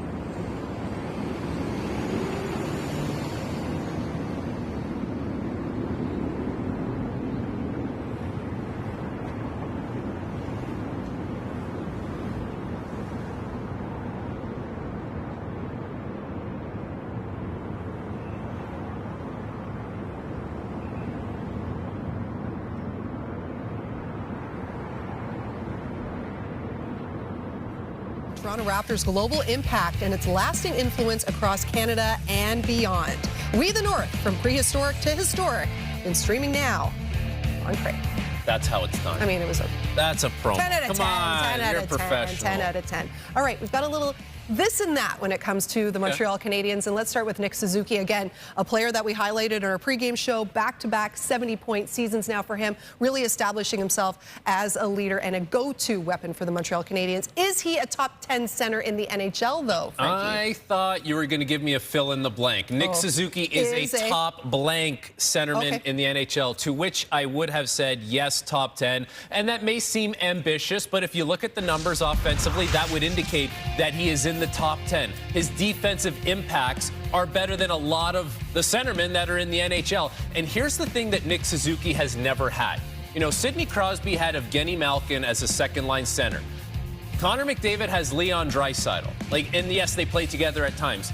Nick Suzuki has never had that kind of support below him. So he has always had to play the toughest defensive matchups, get the hardest offensive matchups. There's just never been the insulation beneath Nick Suzuki. At some point when that happens, it almost feels like we're scratching the surface as far as how good he can be, because if there's more of a threat below him, now teams have a decision as far as what they have to do if they're shutting down Suzuki or whoever's below him in the lineup. Kind of your pick your poison after that. Yeah. All right. Josh Anderson, something we touched on in the broadcast as well, was able to avoid serious injury on Tuesday thanks to those Kevlar socks. Wore them for the first time against the Senators. Do you think that's kind of the turning point now, because we can't argue with their effectiveness? No, this is the thing now. Like, all the NHL locker rooms, all the equipment rooms shouldn't even have cotton socks anymore for players to wear under their skates. This should be a mandatory thing, because the game is moving too fast. It's hard to react. Guys aren't always in control of themselves, and weigh the risk versus the reward. The risk is you have a serious injury that could really hurt you for a long time or threaten your career. And the reward is what Josh Anderson had, where he's able to stay in that game. And then not only does he stay in the game, he has a big impact in the game, scores a goal. Of course, team comes back, wins. So these Kevlar socks, everyone should be wearing these in the NHL. They shouldn't even have another option available for players. I know neck protection was an issue that they were talking about in GM meetings as well. So well, that's something I had to wear the neck guard when I went over to Sweden to play. And it was attached to the shirt. And at the time, I was there's still a stigma around wearing the neck guard. You're used to playing in North America, so you roll it down a little bit. I would never roll the neck guard down anymore. I would just wear it as is all the way up. Player safety, front and center. All right, Ivan Demidov, the last one that we wanted to talk about, our subject here. 5th overall pick last year, 19-year-old, leading SKA St. Petersburg in the KHL in scoring. But yes, we're insinuating that he will be benched for the rest of the season and the playoff. Asinine. So This is crazy. what's going on? Well, what's going on? Listen, he leads the team in points. He is going to come over to North America and play in the NHL and have a ton of success right away. We could almost look at a situation where Montreal could have back-to-back Rookie of the Years. It could be Lane Hudson, and it could be Ivan Demidov. And the fact that they're not playing him, it's so petty. It's so petty on their part, and it's not going to stunt his growth in the long term, but he doesn't deserve that. He's been their best player. He leads their team in points. He's going to have a long NHL career. It makes no sense what they're doing to Ivan Demidov in the KHL, and the quicker you can get him here, the better. He's going to be in great hands when he comes over. Marty St. Louis has done such a great job with all the young players, the veteran players, and it's only a matter of time before Ivan Demidov is doing great things like you just saw wearing a Montreal Canadiens jersey. He wants to come to Montreal. He's learning French, doing all the right things, but yeah, he's got to be a little frustrated with the situation there in St. Petersburg. All right, perfect night to do some scoreboard watching. We'll show you what's going on with the Rangers and Leafs at MSG, plus Alex Ovechkin inches closer to history.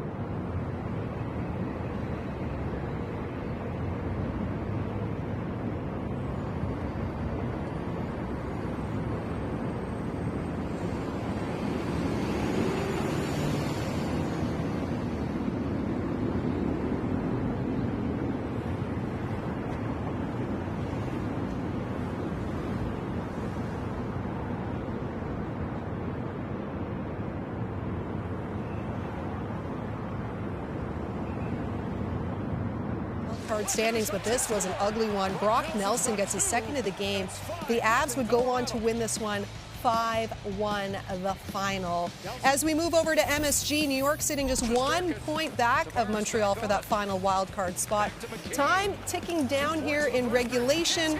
But this is what happened earlier. John Tavares with his 1100th career point puts Toronto in front, and this one just about to go final with the Leafs winning at 4-3. So good news for Montreal Canadiens fans. A very important game going on in the Western Conference. The Canucks and Blues tied with 75 points. Vancouver in that second wildcard spot because they have a game in hand. Calgary with a big win tonight as well. But let's turn things back over to Brian and MJ with their thoughts so far in this one.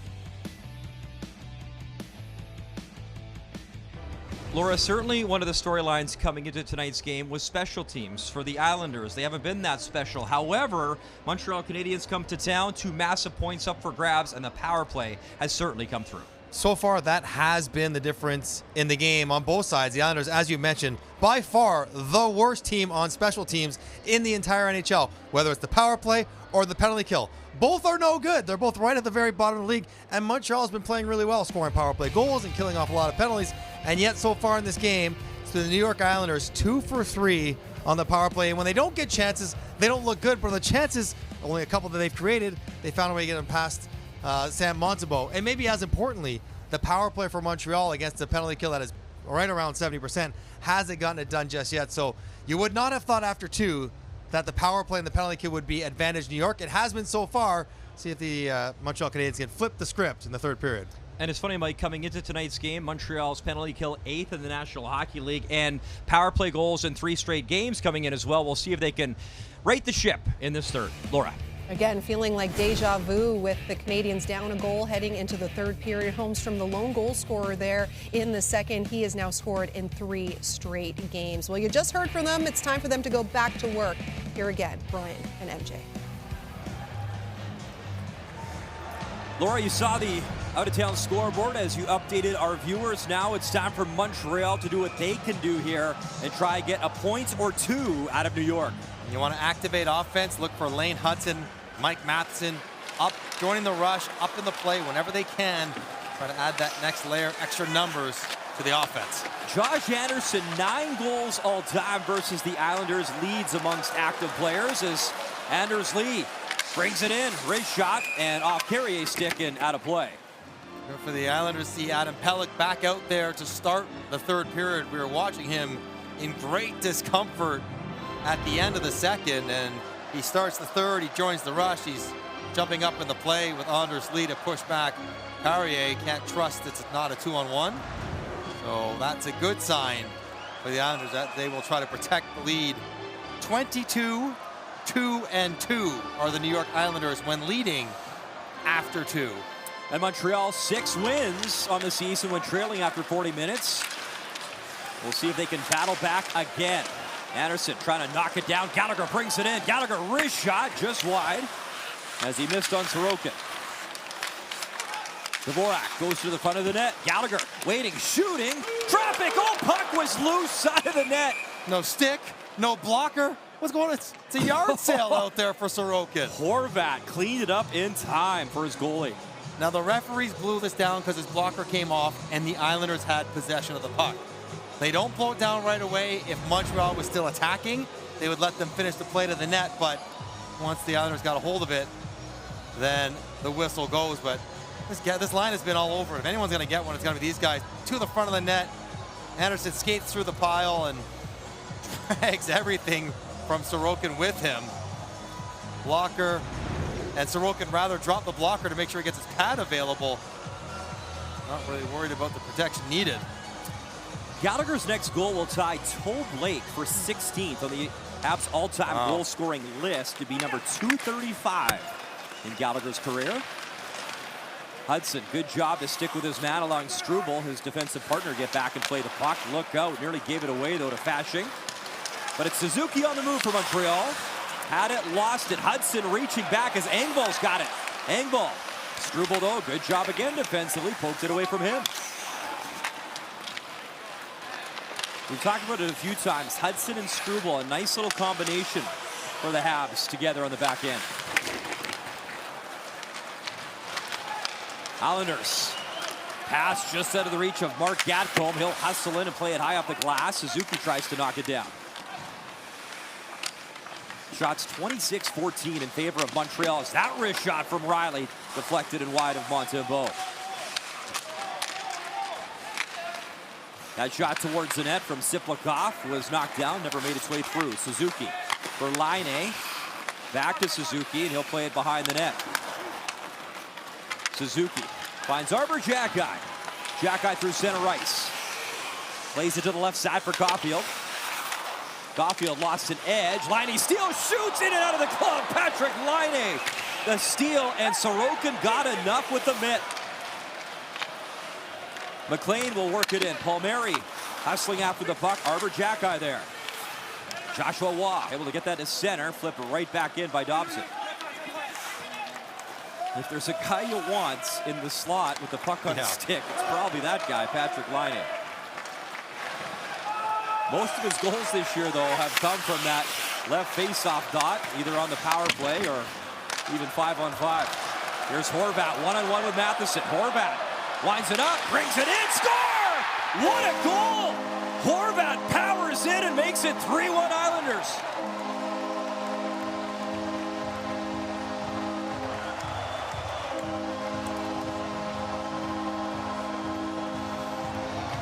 You get a sense of the speed and the power of Cole Horvat. When he picks this puck up, you're thinking it's Mike Matheson. He's a great skater. He can angle him out and he won't get beat to the net.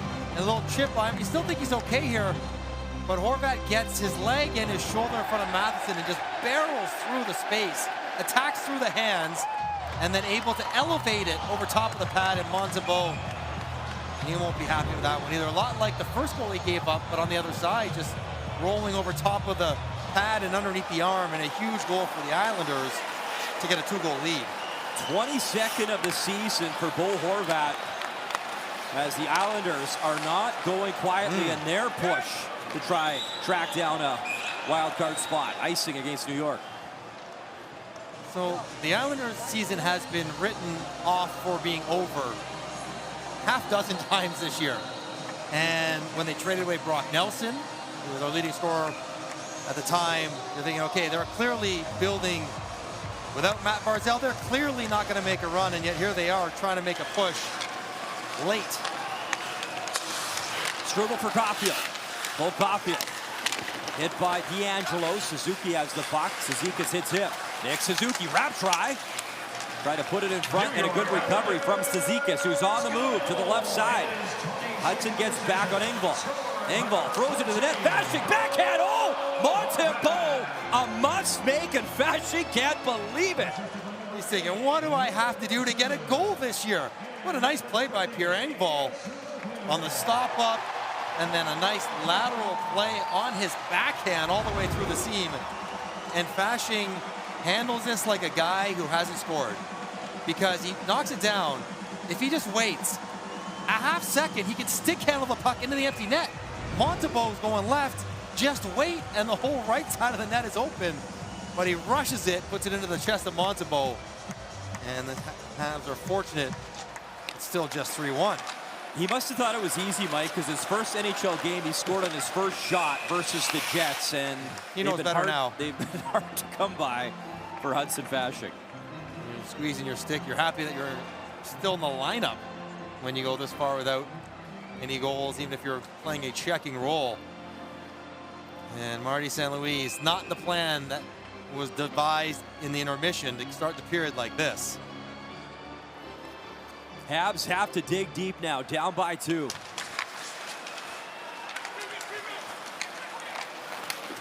Puck play to center. Fired back in by New York. Matheson. Watched by Gatcomb. He'll reverse play to Arbor Xhekaj. Little give and go. Around the net as Evans was knocked off the puck. Siplikov the other way for New York. Siplikov over the blue line. Drops it back. Riley. He lost the puck. Play in the corner. Plays it high behind the net. And Montreal has possession. It's Xhekaj. He'll dish in for Heineman. Heineman jumps into the play. Work back, Xhekaj. Savard. Wrist shot towards the net, tipped just wide. Dobson plays it around the wall. Holmstrom hustling, trying to chip it out. Held in, and a trip and a penalty coming up. So we'll see if the Montreal power play can get it going as Kyle McLean to the box. Not much of a poker player is Kyle McLean as he trips Jake Evans at the blue line. Minor penalty. Tripping. And has a wild reaction in frustration, knowing he committed the infraction. Patrick Roy's scowl suggests otherwise, but McLean gets his stick into the skates of Evans, and he throws his head back. As we mentioned in the intermission, special teams, 2-0 right now for the Islanders. Montreal's got to get one here, get themselves back within one on their 4th power play of the game. Kyle's father, John, a Stanley Cup winner back in the day with the Devils. Not the star in the Die Hard movie. Great opportunity for Montreal. They haven't found a way yet tonight on the power play. As Laine's got to step in to try and win the draw. Puck behind the net. Collected by New York. Pajot reaching for it. Laine keeps it alive. Caulfield. He'll slip it across. Hudson waiting, dangling. Hudson in front through the crease. Slafkovsky down and out. It comes up top. Suzuki. Laine score! Open net! Power play goal! Patrick Laine! And we'll see if a goalie interference call might be on its way. Sorokin asking for it. Laine from his office once again slams it home on the power play. But Yuri Slafkovsky was standing right on the side of Ilya Sorokin. And Patrick Roy wants to get confirmation to make the call. And the risk is he's got to make the challenge. Now, so you see the battle. Sorokin and Pelech, they're all tangled up in the post. You got to get yourself out of there. He does. Now, that's a problem. He takes a path back through the crease. Watch where Slafkovsky's skates go. If he's outside the crease, it's okay, but he goes underneath through the crease. Now, I don't think Sorokin makes the save anyways. I don't think he's going to get there regardless. But there's no doubt that Slafkovsky comes through the crease and gets in the path. New York is challenging the previous play to determine if there was goaltending interference prior to the goal. I think you got to call it. And listen, GMs just got together. Goalie interference is a major topic of conversation. And it's a tough judgment call. It's not a black and white rule issue. It's a judgment call. But I think this one has got a 75% probability of the Islanders being successful. And in a 3-1 game, yeah, you got to look at the overhead. Now, Sorokin, and he goes through his blocker, he turns him aside. Again, I don't think he's getting there. Slafkovsky could be behind the net, it wouldn't matter, but he's not. And Sorokin is a veteran goalie who knows how to make sure you're aware of any contact he feels. And so Slafkovsky doing what he's supposed to do, going to the net, he's battling for position. He even gets up and out of the crease quickly as you are supposed to. But he tries to go underneath Pelech, and I think this is gonna come back. I think this could be 2 goals called back for the Montreal Canadiens. It's a brilliant pass. Bad clear. Suzuki picks it off. He puts it right in the wheelhouse for Laine. Makes no mistake. But I don't think they took very long to look at this one, and I think if they don't take a long time, it feels like they get more comfortable on it being an overturn. It would be his 14th power play goal. And the guy who's throwing up the challenge had a lot of years in that crease as well in Patrick Roy. Yeah.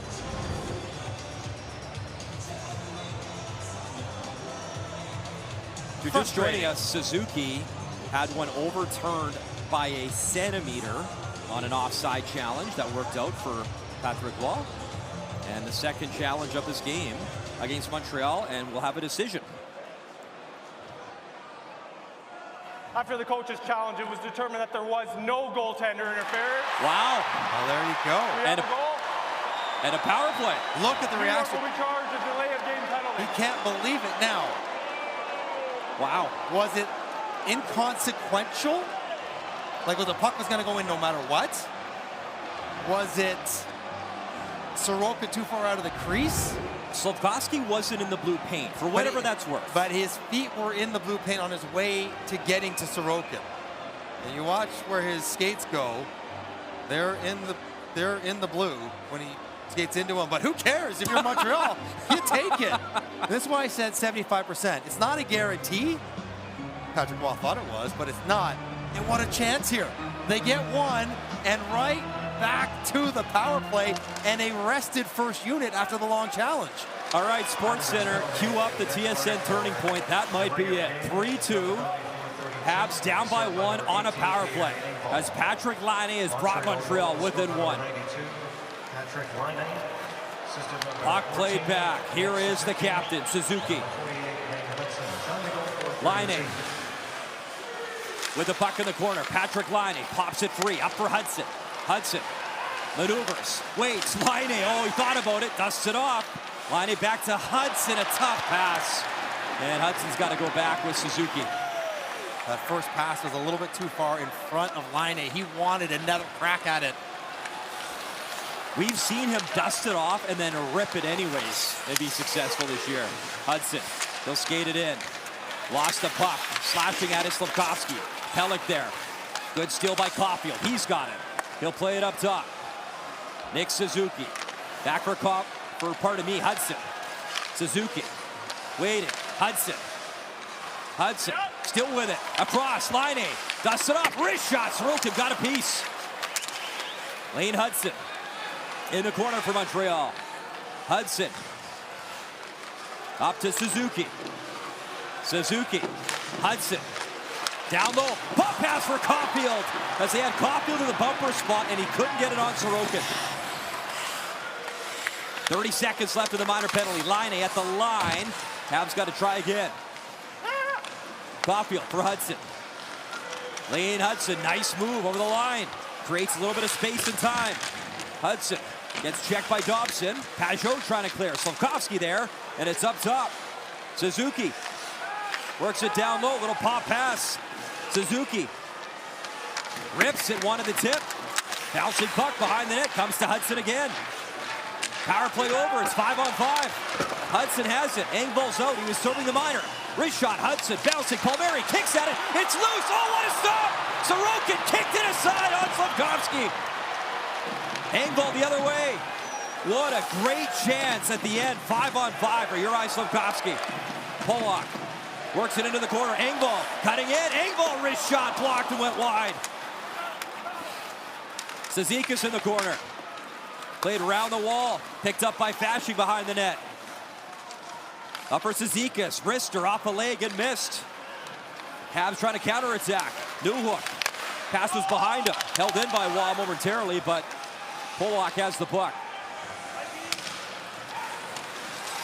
Polak delays at his own line.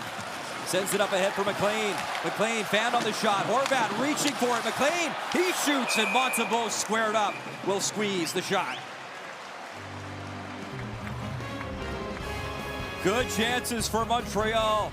Patrick Laine has scored and has brought Montreal within 1.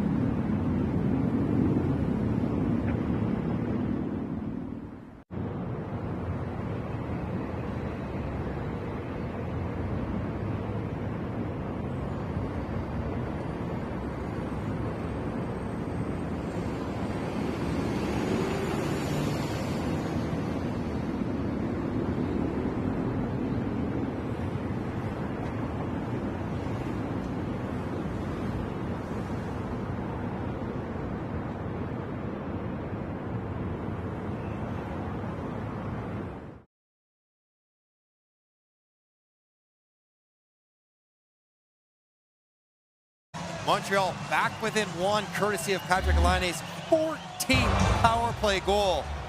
Not without a little controversy as Juraj Slafkovsky bumps into Sorokin, and Patrick Roy challenges it as Patrick Laine slams it from his office into the empty net. That's where he shoots from. That's where he scores from. Power play or 5-on-5. All of his activity out on the left wing point area. That one right in front was an overtime winner on a dish from Kaiden Guhle, who, by the way, is skating again. And looks pretty good out there. I don't know the status of his leg, but he's moving well. Wouldn't that be a nice boost? Obviously, there's no official word on when he can return, but just nice to see Kaiden Guhle back on the ice again. And that'll be icing against New York. Such a big power play goal for the Montreal Canadiens because it gives them time. 12 minutes, 15 seconds left. Tons of time. You only need one to get this game to overtime and then worry about the next one. I know they're in the tight race and you prefer to do it in regulation, but nonetheless, now you don't have to chase. You don't have to get reckless in trying to create offense. Just grind it out. Trust you can find one. In 10 of the last 11 games, Montreal has earned at least a single point. Newhook digs in. They'll reset and do it again as him and McLean were battling for puck possession. You mentioned the Islanders are the #1 face-off team in the league. Challenge for a guy like Newhook stepping in doesn't take him all the time. And third maybe, time's a charm. And maybe we'll never take one again. We're going to third drop. Mitch Hunt will drop it one more time. Good stick lift. Laine has possession. Patrick Laine leaves for Hudson. He's got some space. Hudson thought about walking it in. Curls around. Lane Hudson from low to high. He'll take it to the line. Towards the net. Never got through. It was blocked nicely, and Siplikov has it for New York. Getting a touch was Gatcomb, and the Islanders will get to change it. Lane Hudson up for Struble. Struble gets the red line and chips it in. Hustling is Waugh. Waugh, Dobson in a battle. There's Pulock. He's got the puck high off the glass, bouncing at the line and then to center. Bo Horvat from his own blue line has a beautiful goal in this game. He'll take it wide, tried the shot. It's off the stick and out of play. It's the best time of year. Everything is so tight, and this is up to date to the second pending results. So Ottawa lost tonight. Montreal, pending the outcome of this game, could get within 2 points of the Ottawa Senators. The Rangers lost again. Columbus right there as well. The Islanders. Boston plays later. Montreal could get points in this game. It would be so big. Gotta find a way. Mike Riley shoots it in deep. Cizikas spinning around, creating some room. He'll drop it off. Fasching waiting for it. Hudson Fasching, wrap try. Montembeault there. Boy, is Fasching snake bitten or what for New York? Here's Anderson. Puck up ahead, and Sorokin will have to cover as Josh Anderson, we talked about it, leads all current Montreal Canadiens against the Islanders in goals with 9. A little conversation for the snow shower, which is so ridiculous because what is Josh Anderson supposed to do? He's got to stop. And he's trying to blow the zone. If he can flag it, maybe he's got a chance. Can't. He doesn't. He actually shoots it to the side of Sorokin before Mike Riley comes in a very courteous manner and says, don't do that. I think this line is due. Gallagher, Anderson, they've been around it again tonight. Dvorak will step in. One of the top face-off guys for Montreal, and he'll win it. Anderson for Savard. Savard, wrist shot, and that was kicked aside. Good defensive play by Cizikas. At the line, Arbor Xhekaj rips it back in. Handled by Sorokin. Habs get back on side, and it's Mike Riley again on the puck for the Islanders. Flipped in. Anthony Duclair chasing after it. Puck comes to Gallagher. Gallagher up ice. Here's Dvorak. Anderson just onside. Dvorak took a shot up high from Pellet. Struble Good gamble. He jumped into the play. Near point, though, nobody home. Anderson was changing. Puck all the way back, and the Islanders will get some fresh legs out as well. Here's Hudson. Over the blue line. Lane Hudson. Try to sneak it through to Suzuki. Back to Hudson. Hudson down low. Caulfield shooting. Good stop there. Popped up top. Hudson has it again. Struble. Weak shot. Suzuki. Caulfield through the crease. He ripped it and missed. Struble. The backhand in deep. There's Slafkovsky. Checked by Holmstrom. Juraj Slafkovsky tried to center. Dobson got in the way. Puck's out of the net. Suzuki for Hudson. He'll drop it back. Suzuki across. That drive in front. Slafkovsky battling for space. Couldn't get the shot away, and Dobson finally gets it down the ice for New York.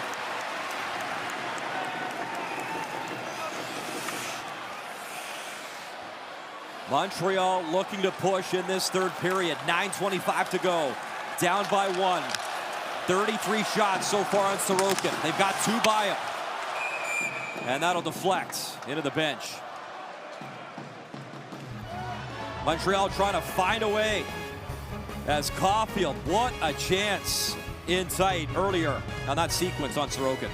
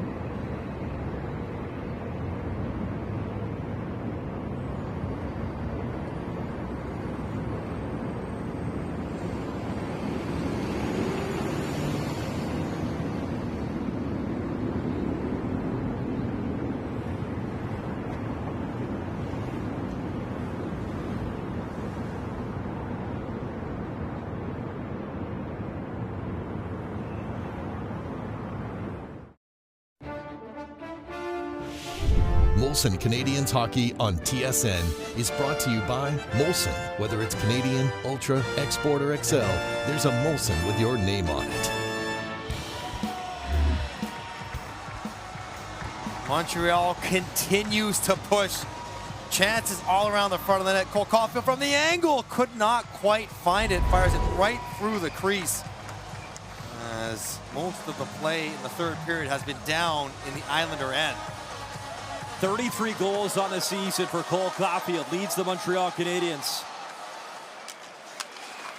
Suzuki couldn't win the draw.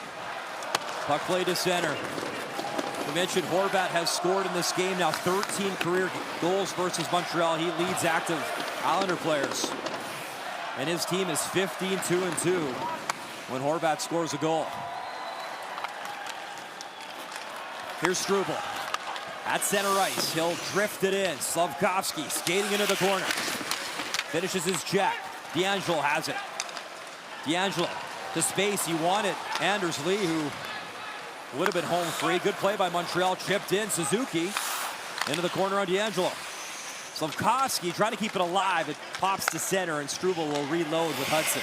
Can't overstay for Montreal. Keep rolling through the shifts quickly. 40 seconds get off. Do not stay longer in hopes of a late chance. Mike Matheson through center. Newhook in. Wrist shot off the post. Hit the crossbar. What a chance for Newhook off the rush. Basching shoots it in. In comes Engvall. First into the corner. Basching for Engvall. Behind the net. Engvall centering feed and a good stick. It was broken up by Matheson. Pollock quickly for Engvall. Newhook trying to pick his pocket, and he will. Matheson quickly for Waugh. Waugh towards the net. Laine goes to work on Dobson. Patrick Laine trying to steal that puck. Under 8 to go, Newhook. Up for Carrier, he couldn't handle it, and that allows the Islanders another change here in the third.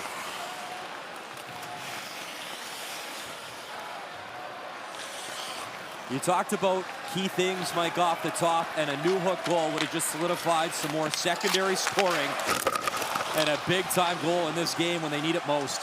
Here's a steal. Heineman. From the corner, Heineman hit by Mayfield. Poke to Jack-Eye. Arbor Jack-Eye for Savard. Evans loads up high, hits Sorokin in the head. And then out of play for a stoppage with 7:09 to go. Just keep on drifting shots to the net. Seems like once a game, Alex Newhook has a dash that brings you out of your seat. He goes flying in here, takes the puck in tight spaces, beats Sorokin clean. This release is fantastic. Quick and hard. And bar down and out. Unfortunately for Alex Newhook, maybe bar and post at the same time. Newhook 2 goals shy of a career high. He had 15 last year. That shot knocked down. Slafkovsky reaching for it. Matheson's back. 7 minutes to go. Caulfield at the line. He'll sweep it in for Slafkovsky. Slafkovsky trying to work it around the wall. It's played up for Holmstrom. He'll leave it through his legs. Again, Matheson cruising. He's got to get back. Matheson. Looking to poke it along the wall. In there with Caulfield. 5 bodies battling for the puck. Habs free it up. Slafkovsky just out of the reach of Suzuki and shipped back in by Pelech. Matheson lost it to Holmstrom. Hudson there to help him out. Here's Dvorak for Gallagher. Brendan Gallagher quickly up the left side. Anderson trying to track in. Good speed by Pollock to get there first. Up the wall for Pajot. Picked up by Duclair. Muscled by Struble. Struble works him into the boards. Pajot plays it behind the net. 6 minutes to go. Turnover. Lee tried to center. Bouncing puck. Struble there trying to break it up. He can't. And then Pajot couldn't center. Then he gives it away. Brendan Gallagher. He's in alone. Gallagher in. Score! Gallagher! 3-3 tie.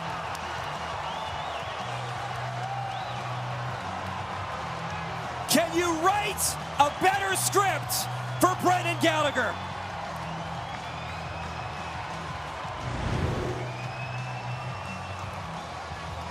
We said they were due, didn't know they were going to be gifted.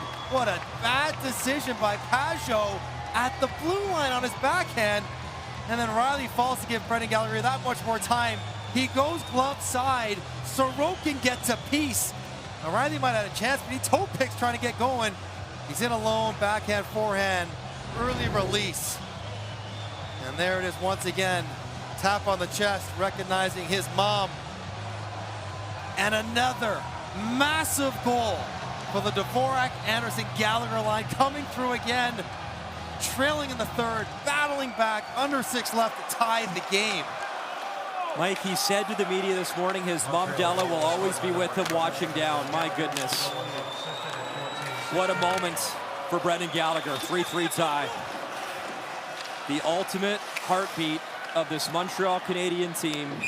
The spark plug each and every night. Unbelievable. It's unbelievable. And like Gallagher, this team will not quit. Keep pushing, but playing responsibly. Doing exactly what you're supposed to do. Now, this is what Patrick Roy saw a lot at the beginning of the season. Blowing leads early in the year. Face off to the left of Sorokin. 5:25 to go. What a night. Good battle, Hudson towards the net. He had to fight for space and keep that play alive. Ziplikov up the left side. Jammed away from him. Suzuki back. Tries to lay it for Caulfield. Caulfield falls. Lost an edge. Suzuki will play it back for Hudson. Islanders have to try to shift it back in gear. They've been laying back trying to defend the entire period. And did not get the red line. They'll call icing. As Patrick Wall looks on, it's been that kind of night, it's been that kind of season for the Islanders. Yet they find themselves still very much in the thick of it. But shots now 35-18, doubling up the Islanders is Montreal. Engvall works it back, fired in by Riley, deflects and goes out of play. Shots now 35-18 in a 3-3 tie. Brendan Gallagher, an absolute warrior. He's tied things up. Yeah, that's Vermont.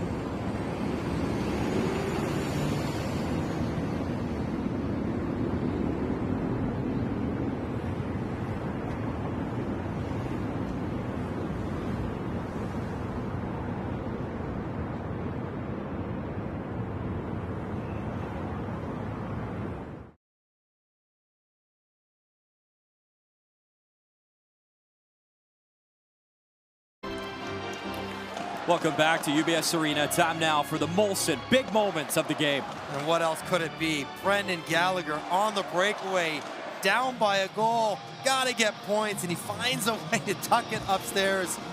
For all he's been through, for all he's going through every single day, continue to play as well as he has. Inspirational stuff from Brendan Gallagher. And he ties Toe Blake, goal 235, 16th on the all-time goal-scoring list in Montreal Canadiens history. 4:53 to go. Engvall digs it free from the fray in the corner. Puck behind the net. Evans checks hard, trying to get to that puck as he hits Cizikas. Engvall skates away from trouble, plays it across, shot DeAngelo right on, poked away. Evans trying to clear, and it does come out. Islanders got to get back on side. And you think back, Patrick Waugh challenged the goal by Laine. The goal counted, and Montreal eventually gets that goal from Gallagher to tie things up at 3. It's great theater. It really is. And when you're playing, you're so locked in the moment. You're not thinking about the standings and all the other stuff that's going on. All you're thinking about is what is right in front of you. The challenge of the opposition and rising to the moment of the game. Gallagher again off the draw. Brendan Gallagher wrist shot, and that time Sorokin will glove it down. Keep putting into the net. Keep getting offensive zone faceoffs. Keep taking your chances. This line has really found the rhythm with each other. Dvorak and Gallagher and Anderson, as they have the Islanders on their heels. Some blank stares on the bench. Puck play to center. Slashed at by Matheson. Bouncing at the Islander line. Picked up by Dobson. 4 minutes to go. 3-3 game. Holmstrom works the puck in deep. Matheson back. He'll play it quickly. Gallagher. Gallagher delays. Little pass up ahead to Dvorak. Had that 4-point night at the Bell Center against Ottawa back on Tuesday. Holmstrom at center ice. He'll rip it in. Savard back defensively. Horvat in the corner. Up for DeAngelo. Tried the pass. It was behind Lee. Lee Turning, shooting, blocked in front. Dvorak swats at it. Anders Lee in the corner. Dvorak tries to take it away. Played up top. D'Angelo towards the net. Bodies in front. Puck is loose. And cleaned up. Pass Lee down the ice. And just enough for icing. Tired defenders for Montreal battling in front of the net. And Sam Montembeault fighting to get a whistle, but puck just kind of hanging around there, and a good decision to get it down, get it out of there by Christian Dvorak. And now it's Pajot stepped in, 60%. He's very good in the face-off circle against a tired Dvorak. We talked about him and Horvat, only Claude Giroux better in the face-off dot this season percentage-wise coming into today. He'll line up with Dvorak. And a nice win. Clearing attempt though, hit Pajot, it's back to Arber Xhekaj. And you know the situation with the Islanders. Trailing Montreal coming into tonight by 3 points. We know the Leafs did the Habs a favor beating the Rangers. Montreal trying to take care of their own business. Icing against New York. And every time there's an offensive zone face-off, and Suzuki's line had not just been on the ice, over the boards they come. And many times it's with Struble and Hudson. Marty St. Louis loading up situational deployment for his top offensive players. We shouldn't be surprised, Mike. 7 of the last 10 games, these two teams decided by a single goal. Suzuki able to win it. Hudson towards the net. It was blocked. Caulfield hustling. Suzuki below the goal line. Behind the net, Suzuki. Struble towards the net. Tip, bouncing puck. And Polak had tied up Caulfield. Couldn't get the shot away. That drive in and out of the glove. To the right of Sorokin. Slafkovsky picks it up. Habs trying to push here. 2:15 to go. Lee in a foot race with Hudson. Hudson back. Tries to steer it away as Lee hits him. Hudson, though, kicks it away. Suzuki's trying to help. And the Habs able to flip to center. Slafkovsky was trying to get around his check, but Pelech played him well. Here's D'Angelo. D'Angelo towards the net. Picked up by Cizikas. Up to the blue line. Wrist shot. Blocked that time as Pelech couldn't get it through. Pelech again towards the net. Montembeault stopped that. Caulfield, stretch pass just out of his reach, but he's in, no icing. Caulfield trying to tuck it home, and Sorokin was ready. Matheson back, nearly lost it to Fasching, but it's played up the wall. Minute 30 to go. Wouldn't be shocking if these two go to overtime again. Third and final meeting. The first two needed extra time this season. Holmstrom. He gets taken down. Jake Evans and Matheson. Matheson's got the puck. The high flip to space. Newhook turns on the Jets. Trying to get there first. No icing. Newhook finishing his body check. Puck comes to the line. Holmstrom whips it across quickly. Wrist shot. Horvat. What a stop. Montembeault. Palmieri. Final minute. UBS Arena. 3-3 tie. New York in front for D'Angelo, and he fanned on it. Just hopped over his stick. Matheson trying to clear. He can't. Held in by Pelech. He'll throw it in deep. Puck behind the net. Wrap try. Montembeault in front and clear. Desperation. Pelech couldn't hold it in. Islanders got to get onside. It's a giveaway. And a 2-on-1. The pass across. Armia couldn't get it through. D'Angelo played it well. Just way too tired. He was gassed. Otherwise, he would have been in. 30 seconds left. Hudson on the forecheck. In comes Anderson. D'Angelo. He'll play it back. There's Pelech. High off the glass. Down the ice. He'll take the icing. 18.7 to go. Wow. Armia was gifted one, but he couldn't cash in. Tense moments in the defensive zone for Montreal as they were hemmed in. And now 19 seconds left. Again, offensive zone face-off. Suzuki line over the board. Hudson and Matheson this time. Can they find one before regulation? Off the draw, Pelech tries to clear. He will. And another icing and another face-off in front of Sorokin as the Islanders are hanging on. This has been a wild third period. St. Louis looks pretty calm. Don't know how you could be with all that is at stake. 40 shots on Sorokin. He stopped 37. Final few seconds. Hudson couldn't handle it. Hudson had his own line. And at this point, you probably want to be careful as both teams will bank up points. But my goodness, that extra point up for grabs here in a 3-3 tie. It's a massive comeback for Montreal to get one and a spot to get two. Laine, Gallagher gets them to overtime. So now you want to go and get the full second point. So how do we get here? Well, the Islanders, the Canadiens. So of course we're here. The third time in a row this year, they're going to extra time. And it was Holmstrom with a beauty shot to make it 2-1. Horvat with a drive, thinking this is trouble. 3-1 early in the third. But then the controversial challenged and upkept goal by Laine, and then Gallagher on the power play makes no mistake to finish it, to tie the game. And Montreal, to their credit, kept pushing the remaining 8 minutes of the third period. Shots end up being 40 for Montreal, just 21 for the New York Islanders. So this will be a interesting overtime with very significant ramifications on the extra point. And the last OT game I called, Montreal, Seattle, and they got burned off a set play right at the face-off dot. NHL record, Montour, 4 seconds. I imagine Lane Hudson will be playing off.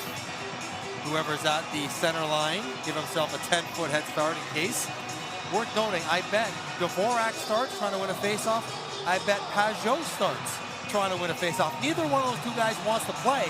They just want to fogo, face-off, get off, and get somebody else out there. So that'll be fresh in the minds of the Montreal Canadiens. Not everyone up on the ice, or know at least if you get up there, you have to be ready to pull back.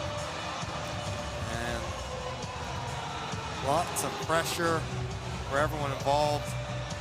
As they're going to go with Bo Horvat, not a bad guy to start, and 2 defensemen for the Islanders, Dobson and D'Angelo. A strange deployment for Patrick Roy. And it's going to be Dvorak, Hudson, Suzuki for Montreal, and Dvorak will take it, and if he wins it, he get off the ice. This season in overtime, Montreal 9-7, New York Islanders 6-8. Both teams securing a point. So we know for now, the Montreal Canadiens 2 points up on the Rangers. Of course, a lot of action still to come tonight, and we're underway. Suzuki had the OT winner. Remember, when they played December 3rd in a 2-1 victory. Islanders control. Tony D'Angelo at center. He'll bring it in. Over the line, Dvorak had his stick broken. My goodness, what a chance here for New York. Dobson, backdoor feed, Suzuki poked it away. Horvat in the corner. Oh, that's nice by Suzuki. Healing out Dvorak. Really great awareness to be aggressive for possession. Suzuki, 4 OT winners this year. He'll drive in.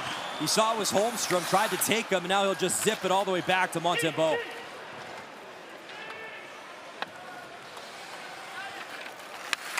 Caulfield leaves for Hudson. Lane Hudson, watched by Palmieri. He'll lay it back. Newhook, who's got the wheels. Alex Newhook brings it in, shoots. Oh, stick, saves Sorokin. Turnover, bouncing puck. Holmstrom, though, able to swat it away, and Pelech has it for New York. Pelech, watched by Anderson. There's been some nasty turnovers in this game. Let's see what happens here at OT. Pajot, some speed, drops it back. Palmieri. Pollock. Pajot. Pajot, little fake, didn't shoot. Islanders changing, he'll drop it off. Wrist shot, Montembeault. Stops Dobson. Ryan Pollock fights for the puck. Anderson checks him closely. Back for Dobson. Dobson leaves, Horvat in. Horvat wrist shot. As off Newhook and out of play. see both teams trying to identify a forward to attack. So if Newhook sees Holmstrom, I'll try Holmstrom. If Horvat sees Newhook, I'll try Newhook. And of course that makes a lot of sense as the Islanders possess it, eventually decide to attack downhill, but Newhook does a really good job. Staying in the way, active stick, no trouble there. Now 11 of the last 12 games. Montreal earning at least a point.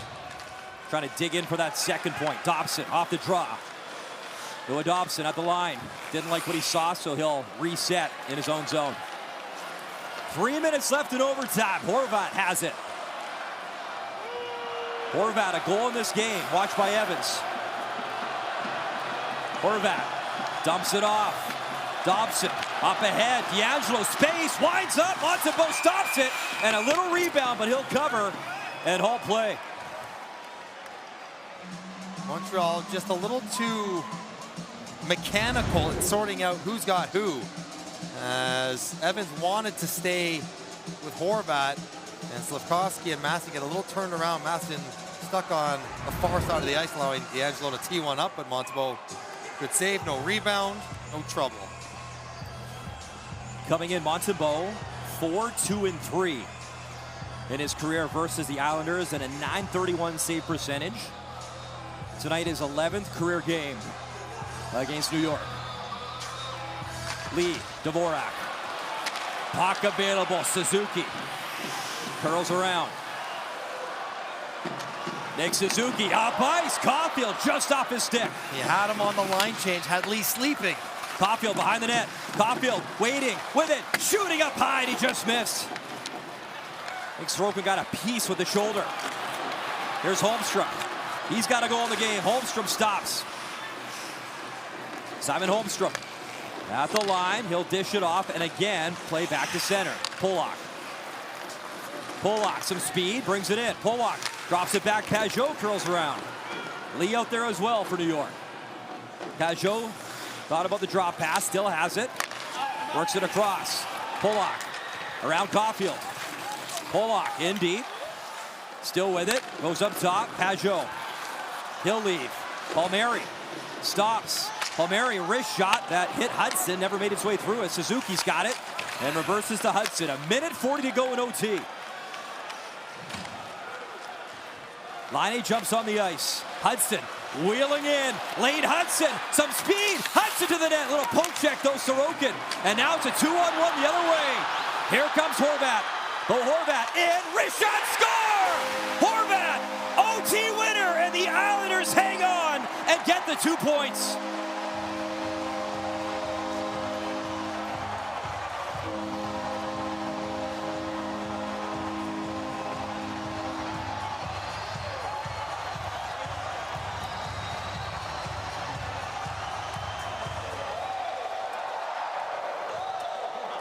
Good game for Bo Horvat.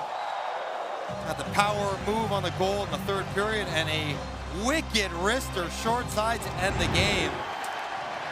But it was a play he started at the other end, playing defense. Hudson thinks he can try him. He loses body position, and it's Horvat who wheels while Hudson has to stop. And now it's a 2-on-1. Laine trying to get back. Suzuki playing it in the middle. And Horvat says, you know, I got this almost from the face-off circle. Right from the toe of his blade. Watch where the puck is released. And that's like an open facer, taking it short side over the shoulder of Montembeault.